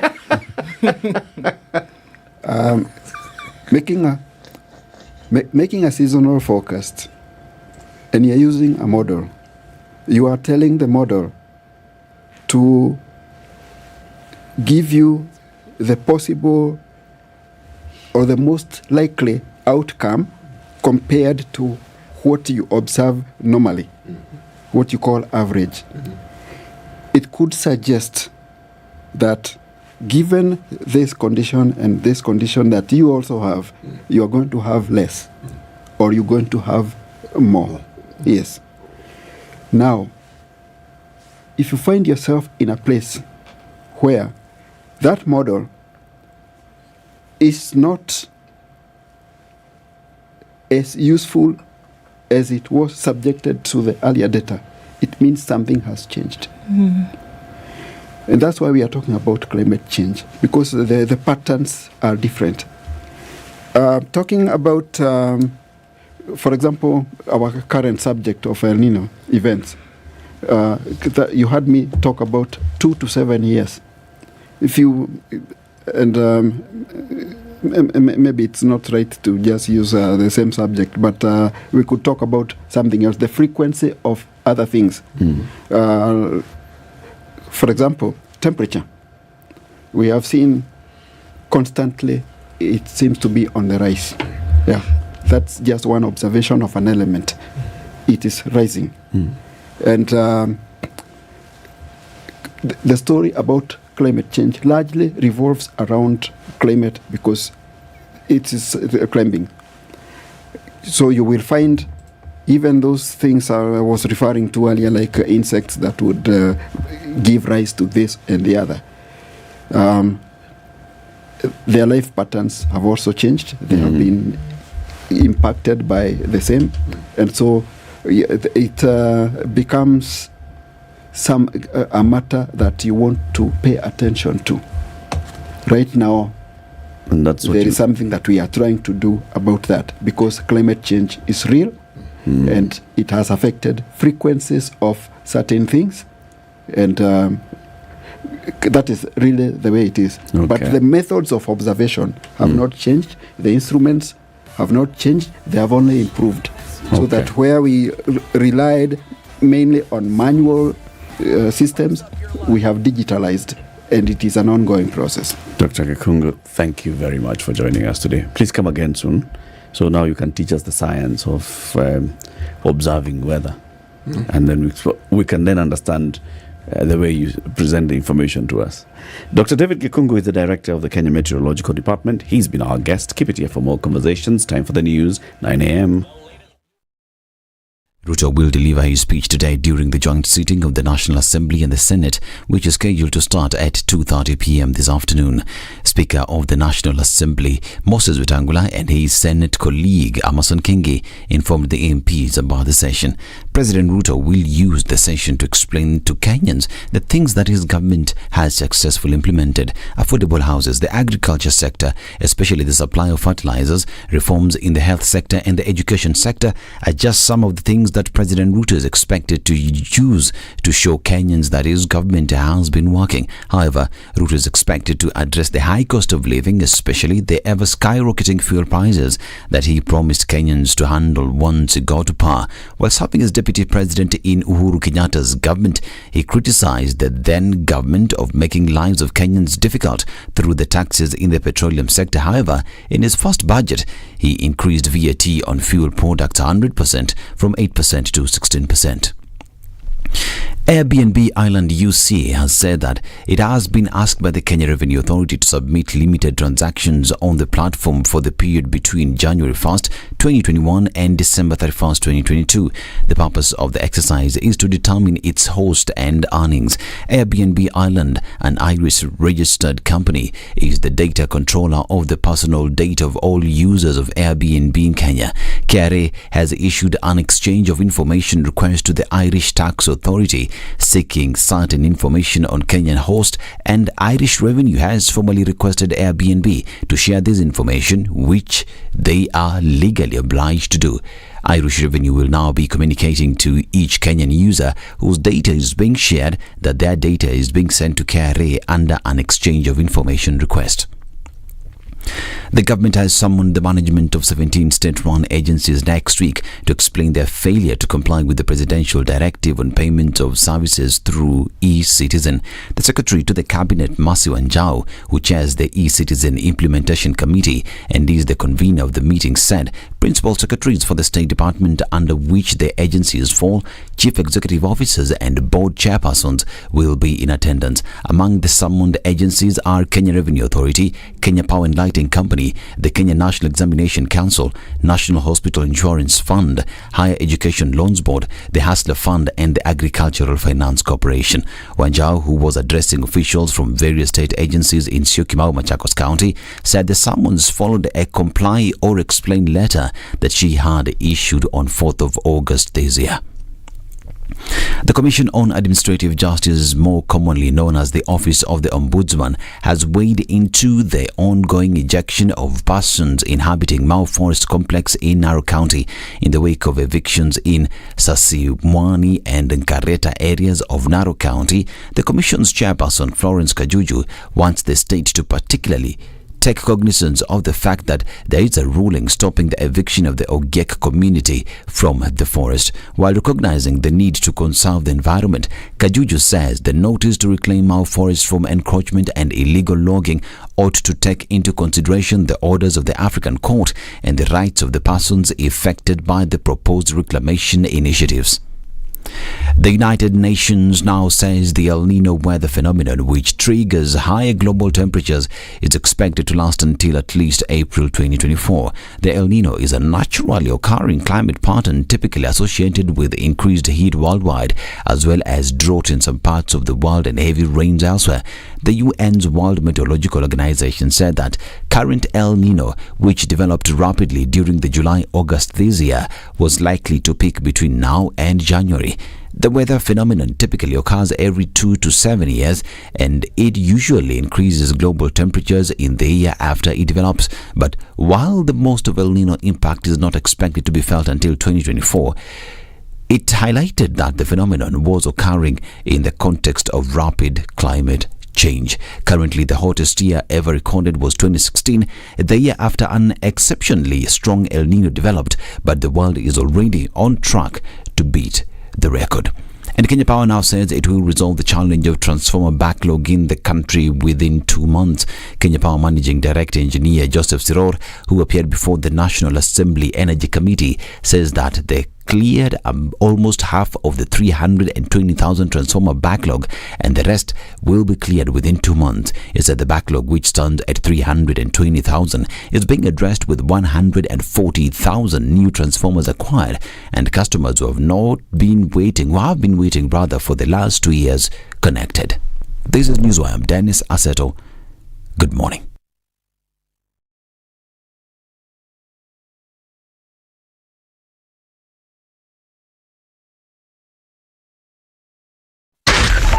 .4 Spice FM, Nairobi. Okay, so here we are looking at traffic at a few minutes after 9 o'clock. It's heavy then coming in from Muthaiga on to Kiambu Road and then also onto Limuru Road. So everybody's splitting, trying to find the best route into the city. The Thika Superhighway is still heavy with traffic as you're coming towards Survey. James Gishuru not doing too badly right now. Just over the drift and then through to Waiaki Way is where we'll see the most of it. Chiromo busy as well. Jogo Road, a little bit of it right around that Makadara train station. And then the Likoni interchange is still doing that business where there's heavy traffic trying to touch on the southern bypass. So watch out for that. Apart from that, we've not done too badly with traffic this morning. Let's keep it just so and see what happens in half an hour. We'll talk on Spice FM KE on X.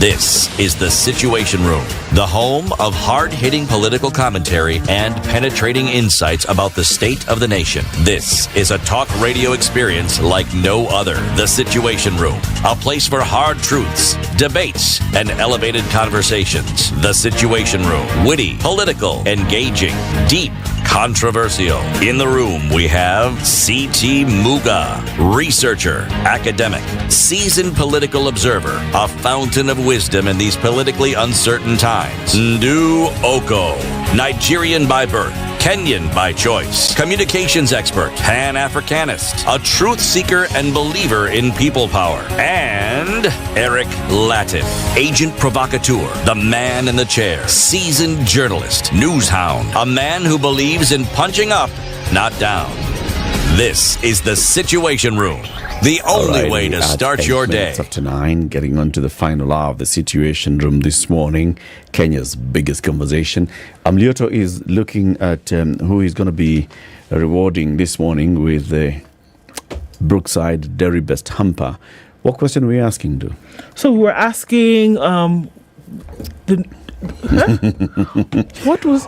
Why do you like Brookside Dairy Best? Yeah. Why do you like it? Why would you recommend it to somebody? What is it about Brookside Dairy Best that tickles your fancy? Yes. And many people are posting their answers on our social media, on YouTube, on Facebook, on Twitter at Spice, on X at Spice FM KE. Keep doing that because Amlioto will reward somebody. Rich and creamy maziwa. If you're thinking of chai kweli, lazima ikuwe na maziwa mengi, na maziwa yote hiyo inafaa kuwa Brookside Dairy Best. Sindio? Yep. Haya. Siti? Remind us the day's proverb. That I will. Okay. 2 birds disputed about a kennel. Now this one I'm going to add. It's not the proverb. And while they were disputing, okay, A third swooped down and carried it off. So lo and behold, one could say the dispute was resolved. Yeah. Everybody goes back to their nest. There was nothing to disagree over. Yes. Yes. Unless, of course, they were looking for something else to quarrel over. But that particular quarrel was resolved. Yeah. Yes. That time-wasting exercise came to an end. Imagine. And they were all left as hungry as they were. And their little birds in the nests were waiting for them to come and feed them. And they didn't get a thing. Alas. Yes, because the adults were busy doing adult things. Disagreeing over nothing. Being silly. Pages 10 and 11 of the Standard today are focusing on what is expected in Parliament this afternoon. According to the law, from the Constitution to the various pieces of legislation, the President is expected to address Parliament once every year to give a report on what his government is doing, what they have achieved, and what the plans are. This is basically an accountability an accountability statement. This is not like those ones where he goes on top of a vehicle and says tutapanga kone wanafikiria niko nasema nini botuma. This is not that. It's not that. It's not even the kind of the speeches that he gives at national days and celebrations. This one goes on record, and it's a piece of statement that from that point on can even form policy going forward, because the president is saying what the government is doing. What should be in the president's address? That is what page 10 and page 11 of the Gazette today are saying. Forget the norm. This is what we expect the president to address today. In one of those statistical tidbits that you get on X, it's unsurprising that Kenya is one of the 4 African countries, with Nigeria, South Africa and Ghana, that are featuring in the top 10 globally on average daily time spent on social media. But the KOX is often on another level when it comes to sharp comment. To a recent inquiry about which development projects the Kenya Kwanza administration has initiated in the past year, with details required on specific projects and location, one quick answer came: mikakati, mipangilio, tutafanya, tutaweka, tunapanga, tumesema, ninawapanga, tutawapanga, tutaweza, and the coup de grace, tunaelewana jameni. Sijui kama tuko pamoja. After years of vitu zote. That's what KOX said. This one, on this project, the government has delivered. This is it. This is the perception and the public on what the government has been doing in the last 1 year. It is basically continuing with promises. If you just look at it, tutapanga, tumesema, tutafanya, tutatenda, tumeweka mipango, na tunazungumza, na tutaendelea kuongea, ama mnaonaje? That seems to dominate the conversation around this subject. And yet, there are things that have been done. You see, the understanding of what ought to be done, I think, must be understood in this sense. It doesn't mean the government or the government in place at that particular point in time has to come up with something spanking new and shiny. No. Even if it's a continuation of what was there, and it's been brought to a conclusion, or something has been added to it, that is something that has been done. Okay? So the question is, what has been done? What are these things that are in line with the promises that we heard and promises that continue to be made, have we seen being done? And the list is endless, really. And it has to be, because if you're talking about progress, and you're talking about what ought to be seen as progress, then there must be some visibility to these things. But more so when we know for a fact, not we hear, we know that money has been borrowed continuously towards these very same projects. The very things that were supposed to be done have a money component attached to it. Now, this cost, as we say, we've borrowed this.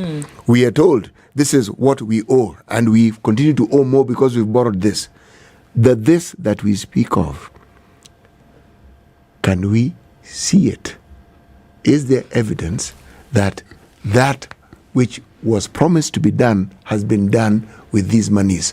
Or if it hasn't, can we see a start of it, and can we be given an account of where it has reached? The plan and the progress and everything that was envisioned, we've gotten that one. Just like we got Vision 2030, we've gotten that vision. What do we have on the ground? so that we can actually see it with our naked eyes. Yeah, because, short of that, it all then boils down to those things you just read, Eric. Tuta, tume, tuta, whatever. Short of seeing an actual thing, if you want to talk about infrastructure, if you want to talk about policies whereby then individuals are benefiting, and you've seen that those individuals, citizens of Kenya or whomever lives within this space, has now benefited as a result of those policies that you've put in place. Infrastructure that you say we are now going to build a bridge from Lamu to wherever. If we don't see that, ground has not broken on things like that, for which money could possibly have been borrowed for, that if it's softer infrastructure and we don't see that there's an agreement between country Y and country X where Kenyans can get specific benefit, short of that, it's all talk. And that's the truth. It's not even about what political side you're on. The truth of the matter is that if you keep saying, I am going to do, but I do not see it, we have this in place, but we don't even get a whiff of what those plans are, it remains talk. And the question is, for how long can it remain talk until folks are going to get really, really antsy and say, okay, well, we can plan, but are we going to see at the end of another year that this has not been done? If you can't see it, then it remains just a plan. And a plan is nothing without the implementation of it. Sometimes I think it's a failure of how to craft the communication that really ails the government. Because if you think about it, many of the things that even today they say tutafanya, they are things that are already being done. Okay? Many things are being done. And if you can just come and say, this is the journey, we are on the journey, and we are heading in this direction. All right, we're heading towards, let's just say that the government could come and say, we are focusing on 5 things, and this is the reason why we're focusing on these 5 things: on health, on food security, on housing, what was the other one? There's health, there's food security, there's housing, there's MSMEs, right? Yeah, right? Digital and then the digital superhighway. Come and say, all right, on health, this is the journey that we are on. Already we have done this. We have had a legal framework in place. We have a structural framework in place. We are setting off. This is the direction. And within this time, this is where we will be. We are on 20% accomplishment of this particular journey. We have already left Nairobi. We are past Mlolongo. We are heading towards Mombasa. On housing, this is where we are. If this is what the president and then the other ministers kept talking about, not that tutakuwa na nyumba. It's very important. You see, like, for example, but then you say tuko na nyumba zinajengwa. Yes, na zimefika ngapi? Yes. These are how many they are. You see, for example, was it yesterday? No, the day before yesterday. We saw, we touched, we know that the locally assembled phone that they said was going to, so maybe it was just a little bit later than 6 months. But it's in the market. However, it is there. We've seen it. We've touched it. We know it is there. That you can walk into an establishment today, you can buy. Right? You see what I mean? Yes. Then at least that one we know. We say, okay, very good. But these are the things. And if you don't have that periodic communication and say, you know what, here we are, this is what we have planned, and this is where we have reached, you're right. Then for anybody who would have heard you before, in as much as it could very well be happening, if you don't hear, you don't. Yeah, it just keeps talking about the future. It's like it's something will happen later. At a later date, but there's nothing happening now. It's like we're waiting for those things to happen later. But talk about what those things are happening now. It's easy for us to judge, very easy for us to judge on something that we cannot experience. Tangibly experience, yes. And it could be like I said, it could be happening. And so maybe we do judge prematurely, but there is a huge component of communication that is unfortunately left out all the time. And that it warrants us to now say, well, you know what? It's just a talk shop. Yep. And very little is happening because you're not telling us. Because the truth of the matter is that some of these things you will not see the phone yet until maybe the very end. Yeah. But there are many things that are being done along the line for it to happen. Now, those things should actually be communicated. They should. City always gives the example of when the currency was changing. there was no day, no hour of the day when you are being told we are phasing, we are doing, we have reached, we have collected, we are intending, we have extended. It was constant all the time. If you didn't know, in fact, Kenyans at some point, when somebody came and said, I found 5,000 shillings in the old note under my bed, they'll even abuse you and tell you, where were you? You were told that we are not accepting this money anymore. So we hold each other accountable. Because the communication was there. You were told what was happening. You know what is actually strange about communication? You actually wonder, because the instruments that are needed for you to relay, convey the information exists. There are offices that have been set up specifically for doing this. So what is it that impedes the process of ensuring that timely, understandable information is actually conveyed? Because as Eric puts it, it's not as though nothing is being done. A lot is being done. I mean, for instance, the road just outside our premises here has been dug up completely. That's something being done. And I know what is being done. We didn't have an acceleration lane and a deceleration lane on this road, okay? It's being fixed. We get it. What about things that are of even greater importance, like, say, for instance, water pans that have been put up? Because water pans have been built over time in this 1 year. Why don't we hear stories of those having been done? When you talk about policies being set in place and things being done, when you talk about the super highway, no, it had nothing to do with the expressway. Which one specifically? It had more to do with the digital highway. Digital highway, okay? Yes. The progress that has been made at Konza, other related services. I mean, is this not information that should be relayed regularly so that we know this is what is happening? With regards to, say, investments and people who've come in, this is what they are doing, and this is what we've done. As I said, there is a lot happening. Now, the things that we get to hear about are what is then reported as harassment of people at the airport. That's what we get to hear. But surely, is there not more happening in this country other than just that? There's a great deal more that is happening. Raising the cost. And then the cost of living, which keeps going up. The cost of fuel, which keeps going up. Charging you for an ID.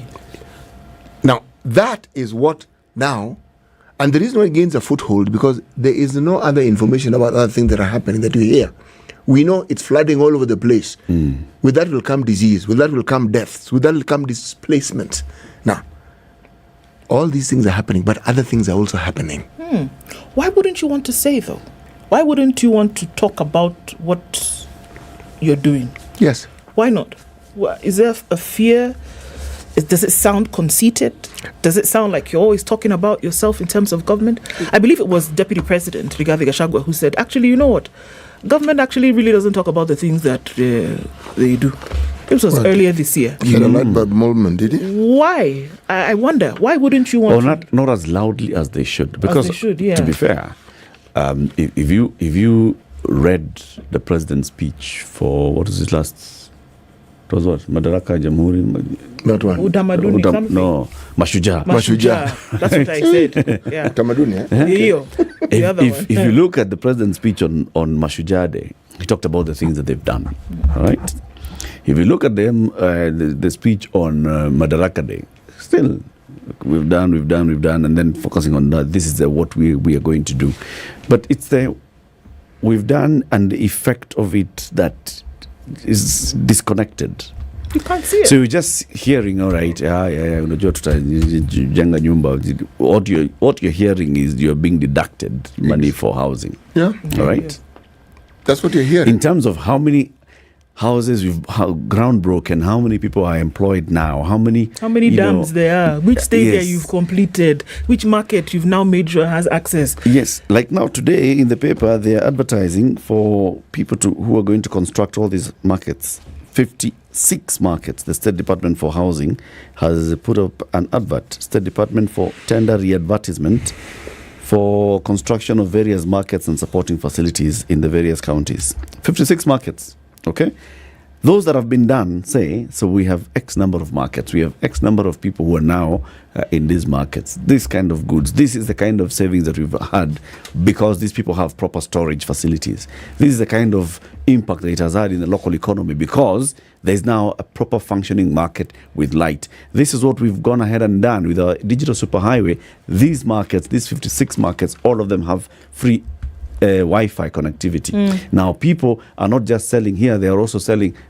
Give us those stories. But those are the stories to tell. And not even on the State of the Nation. This should be the daily story. So when you're coming on the State of the Nation, you're telling us we are now becoming a digital, superly connected country.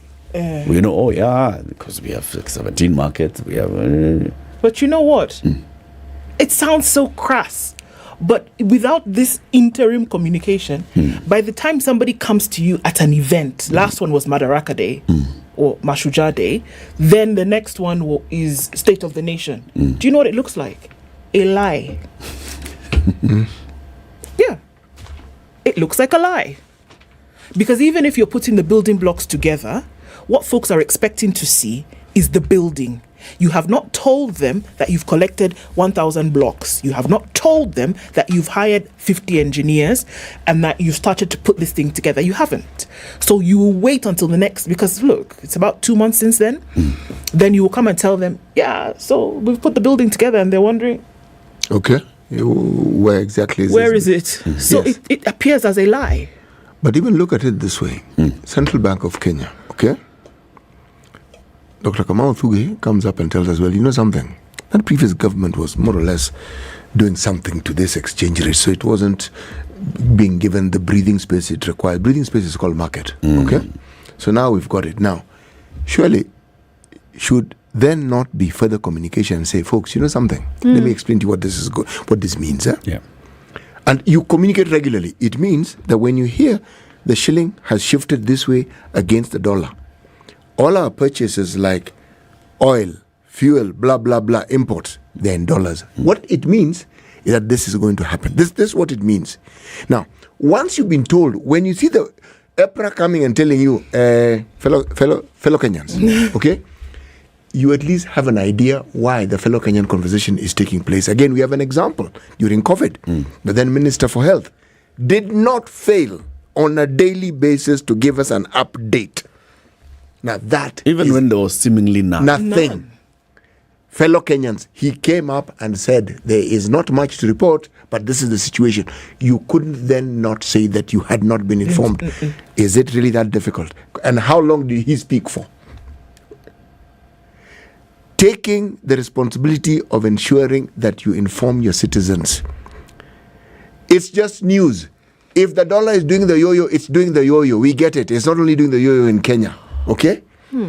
What it means to us, we need to understand so that, again, we can prepare. Like the weatherman. Weatherman is telling you, we anticipate that during this period, this is going to happen. You have been told. You know. Now, financial weather is important. When you tell us the cost of living is going to go up, let us understand the causal effects. Let's understand that this relates to this. Tell us, is it that difficult? Well, Dr. Kamau Thuge, is it really that difficult for the central bank to actually come out and just simply inform the citizens of this country that this is what is really going on in their country? And this is what they should expect. Yes. And not everybody else. No. I'm wondering. You'll be told, go to our website. Yeah.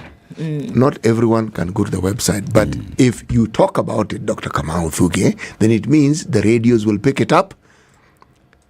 TV will pick it up, social media will pick it up, the information will be out in the open and people will get to know. And this goes for every other officer who holds an office that is supposed to be looking after the welfare of the citizens, which means all of them. So in this State of the Nation address, it's a State of the Nation basically. It's not even State of Kenya Kwanza, it's State of the Nation. Yes. As head of state, he's addressing the country. Yes. It should be on those things of where are we as a people, yes. You know? As a nation, are we still together? Are we cohesive? What are you doing in terms of cohesion? Yes. What are we doing in terms of our values as a country? And what are we doing in terms of now looking at our competitiveness internally and externally with our neighbor? All those things become the State of the Nation. And there will be, this is a carryover from what has been done previously, and we are continuing with it. This is a departure from what was being done previously, and this is why we need to depart, because circumstances dictate that we depart from what was that previous path. This is where the challenges are, and this is what we need to do about them.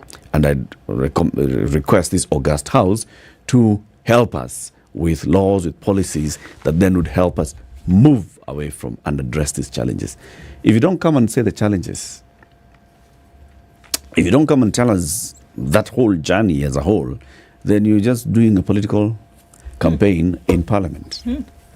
And in previous States of the Nation addresses, we've said, if Uhuru does not come and tell us the truth, then there's no point. There's no point. There's no point of coming to speak to us. There are many truths that we need to face right now as a country. Not just hearing it from a minister saying that I read in the Financial Times that the dollar is doing so we are likely to have our fuel going to... No. Not reading David Day saying, Connie, what did you guys expect? That's what you now make Connie, what did you infer from that what he has said.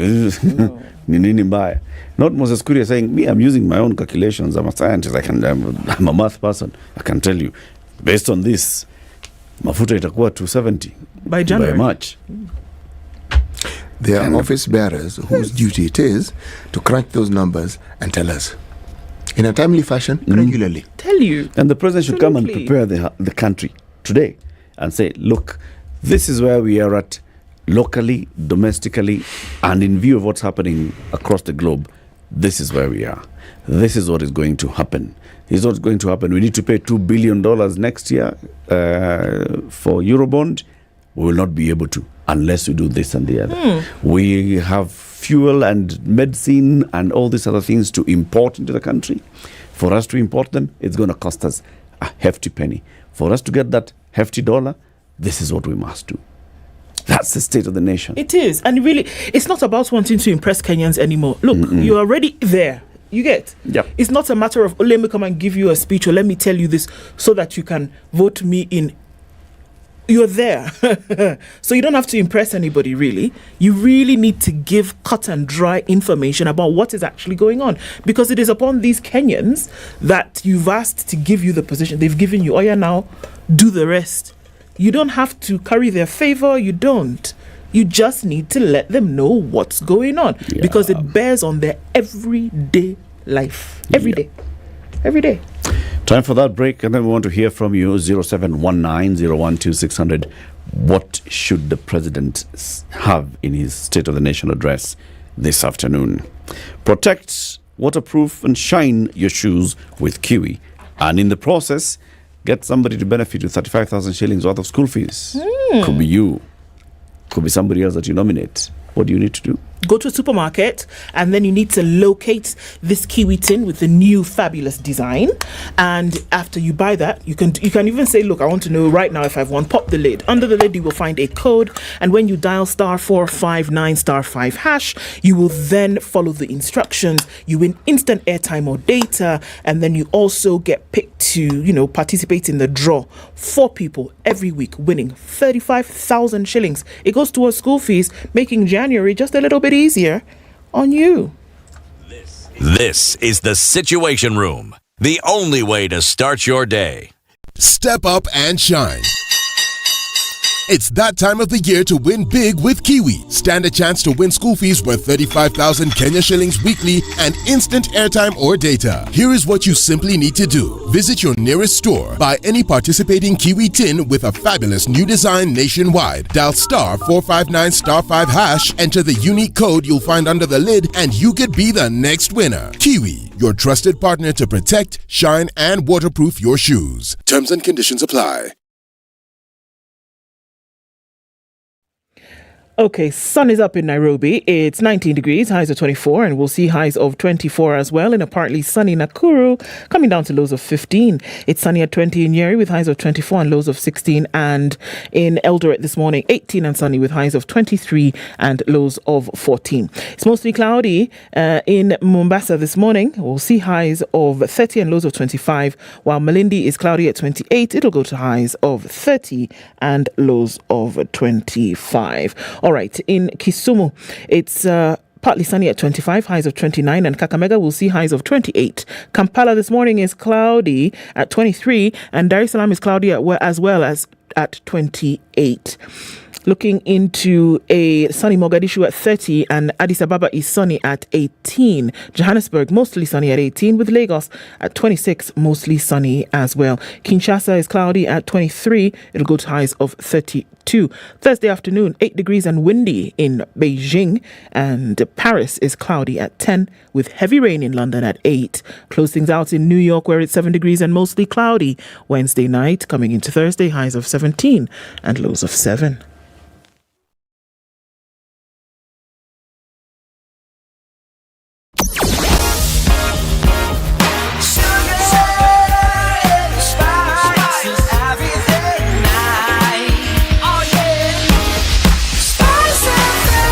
Spice up your life. All right, coming out of traffic hour, it looks a lot better around the city. Doesn't really matter where you are right now. Also looking at other parts of the country, from city to city, not much happening in terms of traffic. It's flowing free and fair through into Mombasa. And looking into Eldoret, as well as Kisumu and other parts, not seeing much of an issue this morning. Well done. Let's keep it just so. Let's talk through the morning if we need to. Spice FM, KE on X.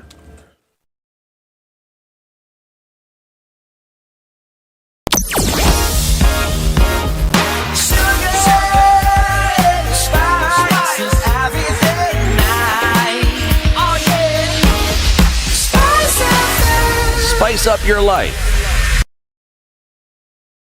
Mature, intelligent talk every morning. Spice up yourself.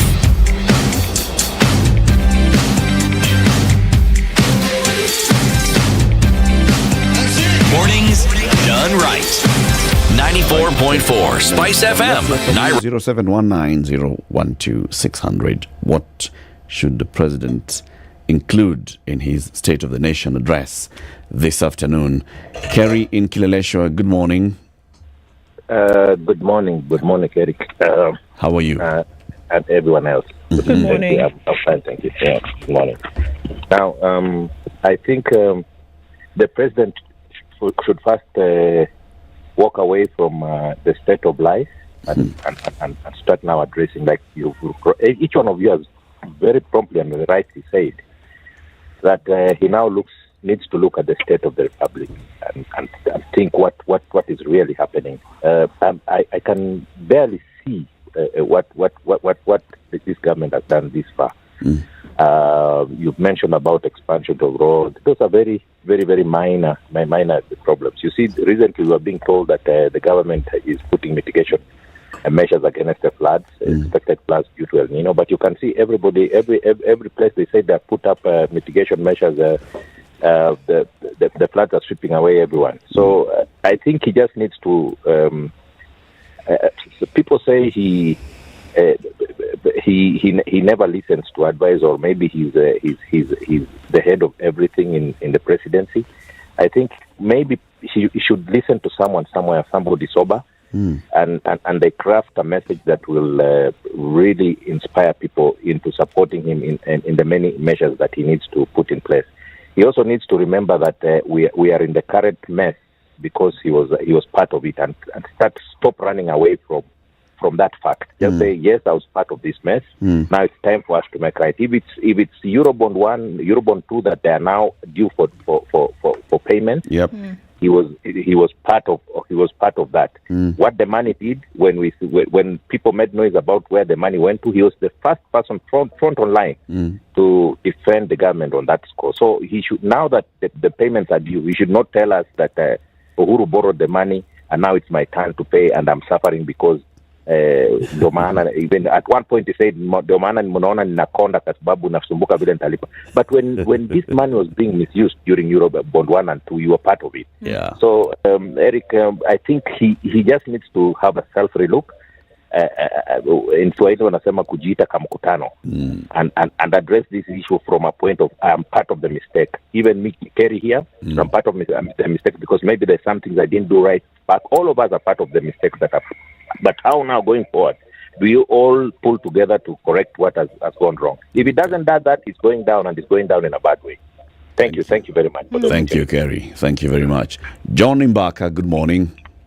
How are you, sir? Good morning. Very well, thank you. Yeah, with me, what I want my president to state is all about the debt that the government is having. You see, what I've come to realize is all about the debt we are having, and we as our Kenyan money being paid over the debt is the one that is making our shilling not doing well against the dollar. Yeah. So now what I want is that let the president come out clear and tell us so far where are we with our debt. Yeah. And then after that, that's when we will have light on how our economy is going to be like in the future dates coming. Number two, Mr. Latiff, is that you see we were advised about El Nino. Yep.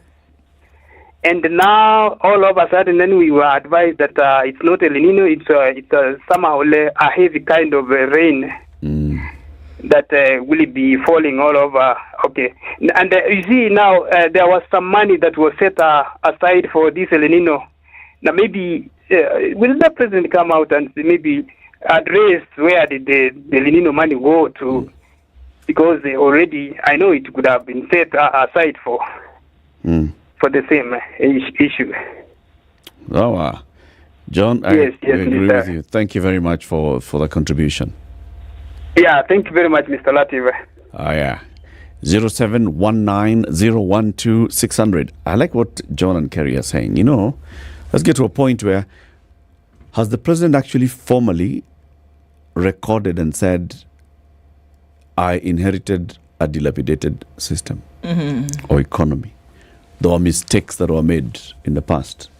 He says in public rallies, his lieutenant say it everywhere. Yep. Rigathi Gachagua says it.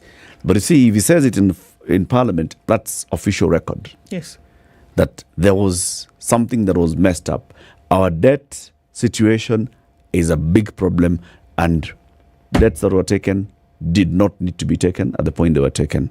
And when they were taken, they were misused. Can he come and just start by saying that? And then the next thing will be, so what is he going to do about it? Wajohi in Mombasa. Yes, Alec, how are you doing? Fine, thank you. A very good listener, but a poor contributor. Now you're good on both. You guys are good. Yes, sir. Titi and you guys, you are the best. Now, a quick one. I think the president needs to really, as somebody has said, he needs to call himself for a small meeting because everything he has said is totally hulabaru. He campaigned on bringing the cost of living down from fuel to everything. Yep. Everything bottom up is their places. It was not an economy. They are all places. Look at where we are now. No austerity measures, no even trying to control the spending of the government. How do you spend 193 billion on traveling? Whereas Kenyans are suffering. How do you have a planting of trees on Monday, and that is money that is being spent? These people, everywhere they go, they are spending more than 10, 20 million. Where are the austerity measures? This guy has need to get himself together. In fact, he should cancel this because there is nothing he's going to tell us. We can see it, we can feel it. The pain is in us. And I know even you are feeling it. You are in the media, you cannot talk a lot, but we have to see. Kabisa. Ajiite nyuma ya tent. Ajifishe ajiite kamkutano. Hii kitu hata it will be hurabaru. How do you blame now? Look at this, Eric. We are blaming Israel that we may increase the fuel.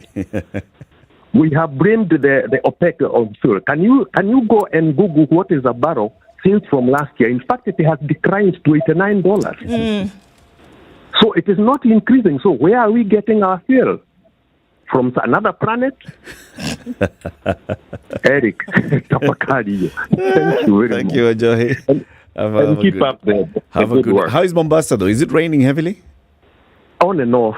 Tonight it has rained, but it has been raining continuously, not very heavy, but like the whole night it rained, and now it's very crowded. Maybe towards the day it will still rain. Thank you, Njohi.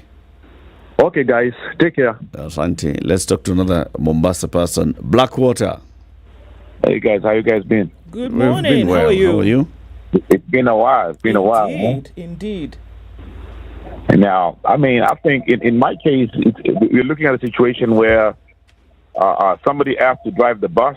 He's been given the bus to drive, and now he's coming up with excuses. We don't want excuses. We want you to fix the problem. That's the reason you took the seat, because somebody else was messing up. Kibaki came in. He never complained about Moi's regime. He just went to work. Now here we have a situation where we have a pathological president. He's lying every day. Kenyans are not dumb. Everything that comes out is a lie. You're sitting there, but I'm like, get serious, man. Why are you lying to me? So we have to do better than that. People are tired. The lies. It's better to tell the truth. It might hurt, but it's the truth. What truth do you want him to tell Parliament today and the If country? the situation is bad, tell us, hey guys, the situation is this bad. I'm doing this and this and this, just like you all explained. But when you're lying, you nitatenda, nitafanya, nitapanda, tutashuka. You know, it becomes a song. Somebody needs to make a song, and it's going to be a hit.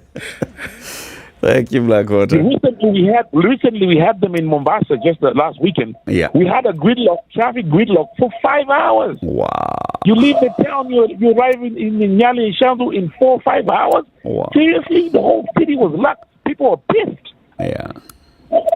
We need to do better than that. Let's stop the line. Let's go to work. When somebody's telling me he read something in the business journal, seriously. Yeah, You can tell government policy decision-making process I mean, is you're following telling us about the times. petrol coming in, and it's not going through Israel. What are you telling us, man? Blackwater, thank you. Let's hear from others. David Yuko in Nairobi. Good morning.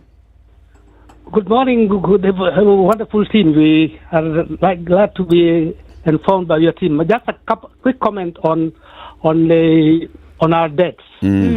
A lot of the money that we are spending is going, outside. We are spending on travel, which is money which is being spent outside of this country. If we could control the amount of, foreign exchange that we use, especially from the money which is being stolen, of the corruption story. When people steal money, they use it to buy, import things from outside. There should be a way of controlling the government should start reminding us that every time we import something from outside, we are spending money we don't have. So some effort should be made to control, what we export, what we import into this country as Kenyans, compared to what we generate and export as Kenya. Thank you. Asante sana, David. Felix in Australia. Hey, how are you? I'm a very keen supporter of your show, and I just wanted to do a quick contribution this morning. In which part of Australia are you? Everyone there. Perth. In Perth. Yes. Karibu. So just a quick one. Asante. I've been observing government for the last 1 year of what they have been doing. And everything that you think of government is doing is giving people hope. Yeah. But our what we have currently is meant to demoralize our hope, demoralize our patriotism, our Kenyans, and you wonder, is it by choice, design? Because when I was looking at the other day, the president who had called a PG meeting, and he clearly said that he doesn't know what the solution is for the Kenyan rising cost of living. That clearly tells you that we have a clueless CEO in office, and his subordinates are gonna be as well clueless. And I think with time I'm becoming vindicated with that, because you see what these cabinet secretaries are declaring in day out. You wonder, do we have a country? Do they really know what is running government is? Another part is harassment by Kenyans from airports. Yesterday, it is a Kenyan Gazette that has errors. It is just left. When you think you are healing, you are struck by another disease. Indeed. Felix, thank you. So Kenya government has to do better. Asante sana. Thank you for your contribution. No, thank you. Janet in Garden Estate. Morning, Latiff. Morning, City. Morning, Luke. Good morning.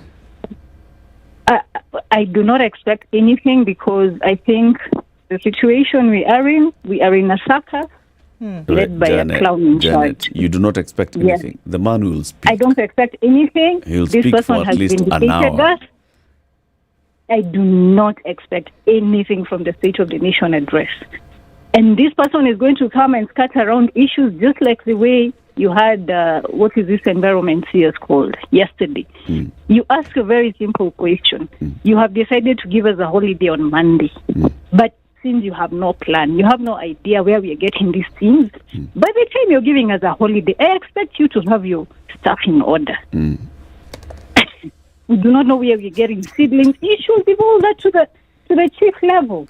But now and then this whole thing, it should go with, we don't need to be seeing convoys of 10 vehicles or 50 or whatever. There are so many things. This is just a circus. And sorry to say, if stupidity was a person, it will be this government. Janet. She's gone. I wanted to ask her what she would, would want to see. So she knows what she's not going to get. What is it? She don't want to get. And as you listen to this, you get a sense that there's a lot of work to be done here by the speechwriter. Eric Ngeno is good at putting the speeches together. But then those that feed into Eric Ngeno's words, what is it? And it starts from the boss, the president. What do I want to tell Kenyans? What do I want to tell Kenyans? Do I want to sell hope? Do I want to say, okay, Skiza, this is it. This is the diagnosis. But it's curable. We can manage it. We can get over it. Yeah. Or do I want to say, usijali ninapanda mbegu, utakula sukuma siku tatu, na nyama mara sita. What is it? Well, look, I mean, when you hear a lot of the stuff that has been said, right, you get that there's a sensationalism and there's an inspiration. But what I wish would happen is that you tell people what it is as it is. The propensity for people to actually accept shocks. The resilience of people to say, okay, well, you know what? Because, look, a very good example. 200 shillings, 217 shillings, by golly, 230 shillings, whatever it's going to be. Kenyans are going to absorb the shock initially. It's going to hit you, but then you know what Kenyans will do? Is that they'll take it. Yeah. And they'll say, okay, this what choice do you have? This is the hand that we've been dealt. Let's play poker, you know? But you cannot continue. You cannot do that. Even if we are in the whatever, you cannot play Russian roulette with people's lives. If you only have a bullet in the chamber, tell them this is the case. Don't try to color it. Don't try to sugarcoat it. Don't try to say that you are the savior. We're in this thing together. This is the situation. Yes, you've put me in the driver's seat. This is what I'm attempting to do. Yep. But just say it. Like I said, you don't have to impress anybody anymore. You're there already. You don't have to impress anyone. And the generals that you've put in place to be able to get this job done, they owe you a certain thing. If you also find that, yes, we expected that from here, it should have happened like this, and it has not happened, tell them. Yep. Just say the truth. We have this challenge. Tell them. If we're really going to get out of it, tell them. We've given the analogy in this room many times of a father, mother who are in a household and things are not going well. Children are here expecting a holiday. This child is here expecting to go to school. This child is expecting new uniform. This one is expecting to eat tomorrow. And you know that the situation is going to be dire. However, what do? You call them and you say, guys, this is where we are. Yep. We cannot do 1, 2, 3. But here you're denying your child school uniform, but a horse and carriage has come to pick you and you're eating from a platter of fruits. You just bought a brand new suit worth 120,000 shillings. And your child is wearing uniform that is torn. Yeah. That's the picture. And if you can't fix that image, then there's a problem. Yeah. Now, this is an image fixing opportunity that you have when you give these speeches. Use it. Ngeno making the speech, writing, you who is reading it, it's okay to take the speech that he has written and say, Hapana, no, it should begin by, this is what I want contained in that speech. This is what I want to say. Now, put it together. Nice words that would carry people along. Uncle Michael in Langata, good morning. Hey, good morning, guys. How are you? Not bad. So first time contributing, yeah? Yeah, Karibu. And just like the guy from Ainapoi, I think I forgot his name. I'm not expecting anything from the president, but just like him, I would say Amalize Aende. I mean, it's 4 years, let him finish and go. Retired. So, Uncle Michael. Yeah. Drops mic. Mike drops the mic. Thank you, Michael. Yeah. Peter and Karen, good morning. Good morning. How are you, sir? Fine, thank you. Yes. Naomba uzime radio yako tafadhali. It's confusing you. Since the president keeps on lying to Kenyans, last time, he keeps on telling Kenyans the fertilizer was being given to the farmers and everything. So by September, everything was to be okay. So right now we are in the month of November. Still, the cost of living is a proverb. So I don't think maybe the Kenyans are likely to be having hope on the address they're going to make today. Thank you, Peter. We hear you. Thank you very much. Asante sana. Let's hear from Amos. Good morning, Amos. Hi, good morning. How are you doing? Now, mine is very simple. I think from the point of view, it is clear the government is not doing well. And what we need to come out clearly from the president is just what I'll just echo what you said. They just say we made plans, we made offers, but it seems like along the way, 1 or 2 things has happened, and now we have to re-strategize. Now, these are the things we have, which I think if implemented, then we might be in the right way. Other than these rhetoric promises, which sometimes just make us angry against the government, because they have a promise and they know actually they cannot achieve it. So you see, that one is like we will just be hungry for the next 5 years. Thank you. Thank you, Amos. Very many comments as well on social media, and we appreciate them. You can sample a couple. Chris Mora says Kenyans are hurting. The only Kenyans not feeling a thing are the MPCSs and the judiciary. Their plates are full. Do they care? All they do is clap when lies abound from some quarters. Joel Mwangala says most Kenyans are complaining about the president and his ability to fulfill certain promises. It's very simple. We don't have to wait for 5 years. Okay. Tutapanga mpaka lini. That's how you get employees with the right qualifications, but on the job front, it's just good at contributing in meetings only. Same forest, different monkeys. So I get the feeling that people are a bit irritated. People are gullible. What a finua until 2026 will pay handouts, and then they will forget. The government promised honey, but is actually delivering steel wire. Seriously. Wow, okay. Going to the ballots with sycophants. There should be some group of people who shouldn't be allowed near voting areas, saying that, you know what, we make noise, but guess what? Come an election, you'll go and vote for them again. Interestingly, Alex Mnai says, does our vote really count? We elect the president. We elect, but the president is installed on us. That's more reason. Lies is what he's doing, and we are seeing. Hey. Well, the president will be in Parliament this afternoon. He will deliver the State of the Nation address as required of him by the Constitution of the Republic of Kenya. It's not one of those things where he says, today, Speaker, he is required by the Constitution to address Parliament and give a State of the Nation address and give an account of how the country is heading as head of state and as head of government. Okay. So thank you very much for tuning in and for all your contributions. We'll now be looking at what he has said tomorrow. Today, let's reward two people for what they say about Brookside Dairy Best. David Kikuli says, Brookside milk chai kweli. It's so thick, yummy, simply irresistible. David apewe maziwa, sinio? Apewe hampa. Ann Zioka also says, Brookside is thick and creamy, making my tea truly delicious. The quality is also top, so I feel safe when making my family tea using Brookside Dairy Best. Those two, congratulations to you. Asante sana for your comments, and also tomorrow there'll be more winners. Okay, so let me get this one so I can do the my coffee a kilo, my coffee a kilo, my coffee Congratulations to David and Ann. Amlioto will get in touch with you and tell you how you get your Brookside Dairy Best hamper. Thank you very much for tuning in to Kenya's biggest conversation today.